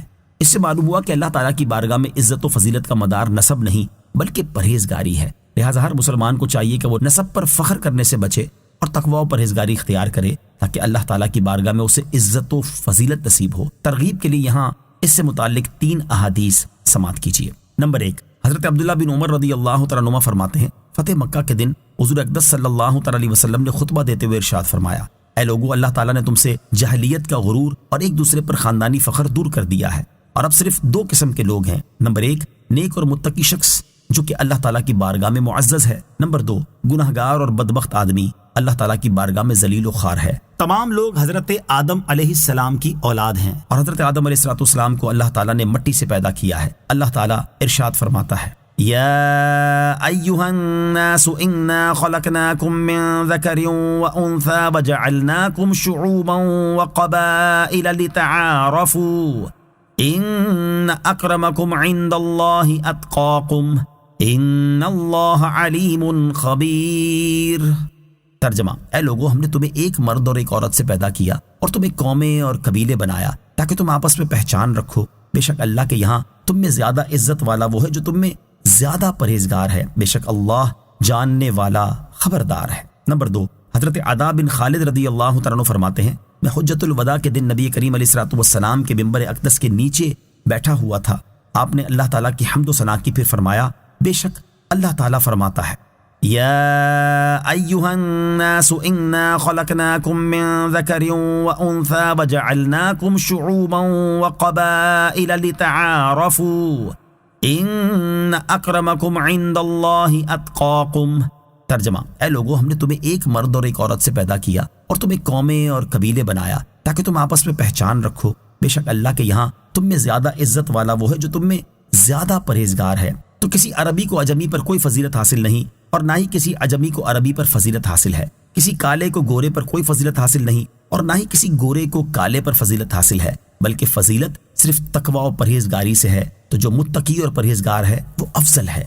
نمبر 3 حضرت علی المرتضیٰ کرم اللہ تعالیٰ وجہ الکریم سے روایت ہے، نبی کریم صلی اللہ تعالیٰ علیہ وسلم نے ارشاد فرمایا، جب قیامت کا دن ہوگا تو بندوں کو اللہ تعالیٰ کے سامنے کھڑا کیا جائے گا، اس حال میں کہ وہ غیر مختون ہوں گے اور ان کی رنگت سیاہ ہوگی، تو اللہ تعالیٰ ارشاد فرمائے گا، اے میرے بندوں، میں نے تمہیں حکم دیا اور تم نے میرے حکم کو ضائع کر دیا، اور تم نے اپنے نسبوں کو بلند کیا اور انہی کے سبب ایک دوسرے پر فخر کرتے رہے۔ آج کے دن میں تمہارے نسبوں کو حقیر و ذلیل قرار دے رہا ہوں، میں ہی غالب حکمران ہوں۔ کہاں ہیں متقی لوگ، کہاں ہیں متقی لوگ؟ بے شک اللہ تعالیٰ کے یہاں تم میں زیادہ عزت والا وہ ہے جو تم میں زیادہ پرہیزگار ہے۔ اللہ تعالیٰ ہمیں نسبی فخر و تکبر سے بچائے اور تقوی و پرہیزگاری اختیار کرنے کی توفیق عطا فرمائے، آمین۔ قالت الأعراب آمنا قل لم تؤمنوا ولكن قولوا أسلمنا ولما يدخل الإيمان في قلوبكم وَإِن تُطِيعُوا اللَّهَ وَرَسُولَهُ لَا يَلِتْكُم مِّنْ أَعْمَالِكُمْ شَيْئًا إِنَّ اللَّهَ غَفُورٌ رَّحِيمٌ۔ ترجمہ، دیہاتیوں نے کہا، ہم ایمان لے آئے، تم فرماؤ تم ایمان تو نہیں لائے، ہاں یوں کہو کہ ہم فرما بردار ہوئے اور ابھی ایمان تمہارے دلوں میں داخل نہیں ہوا، اور اگر تم اللہ اور اس کے رسول کی فرما برداری کرو گے تو تمہارے اعمال سے کچھ کمی نہیں کرے گا، بے شک اللہ بخشنے والا مہربان ہے۔ قالت الاعراب آمنا، دیہاتیوں نے کہا ہم ایمان لے آئے۔ شان نزول، بنو اسد بن خزیمہ کے کچھ لوگ خشک سالی کے زمانے میں رسول کریم علیہ السلام کی خدمت میں حاضر ہوئے اور اسلام کا اظہار کیا۔ ان لوگوں نے مدینے کے راستوں میں گندگی پھیلائی اور ان کی وجہ سے وہاں غلے کے دام بڑھ گئے۔ دوسری طرف صبح و شام رسول کریم علیہ السلام کی خدمت میں آ کر اپنے اسلام لانے کا احسان جتاتے اور کہتے، ہمیں کچھ دیجیے۔ ان کے بارے میں آیت نازل ہوئی اور ارشاد فرمایا گیا، دیہاتیوں نے کہا ہم ایمان لے آئے۔ اے حبیب علیہ السلام، آپ ان سے فرما دیں، تم سچے دل سے ایمان تو نہیں لائے، ہاں یوں کہو کہ ہم ظاہری طور پر فرما بردار ہوئے اور ابھی ایمان تمہارے دلوں میں داخل نہیں ہوا، اور اگر تم ظاہری اور باطنی طور پر سچائی اور اخلاص کے ساتھ نفاق کو چھوڑ کر اللہ تعالیٰ اور اس کے رسول کی فرما برداری کرو گے تو اللہ تعالیٰ تمہارے نیک اعمال کے ثواب سے کچھ کمی نہیں کرے گا، بلکہ تمہیں اپنی شان کے لائق جزا دے گا جو تمہارے وہم و گمان سے باہر ہے۔ بے شک اللہ تعالیٰ بندوں کے گناہوں پر پردہ ڈال کر انہیں بخشنے والا اور انہیں توبہ کی ہدایت دے کر ان پر مہربانی فرمانے والا ہے۔ یہاں آیت کی مناسبت سے دو باتیں یاد رہیں، ایک یہ کہ محض زبانی اقرار جس کے ساتھ قلبی تصدیق نہ ہو معتبر نہیں اور اس سے آدمی مومن نہیں ہوتا۔ دوسری یہ کہ اطاعت و فرما برداری اسلام کے لغوی معنی ہے اور شرعی معنی میں اسلام اور ایمان ایک ہیں، ان میں کوئی فرق نہیں۔ إنما المؤمنون الذين آمنوا بالله ورسوله ثم لم يرتابوا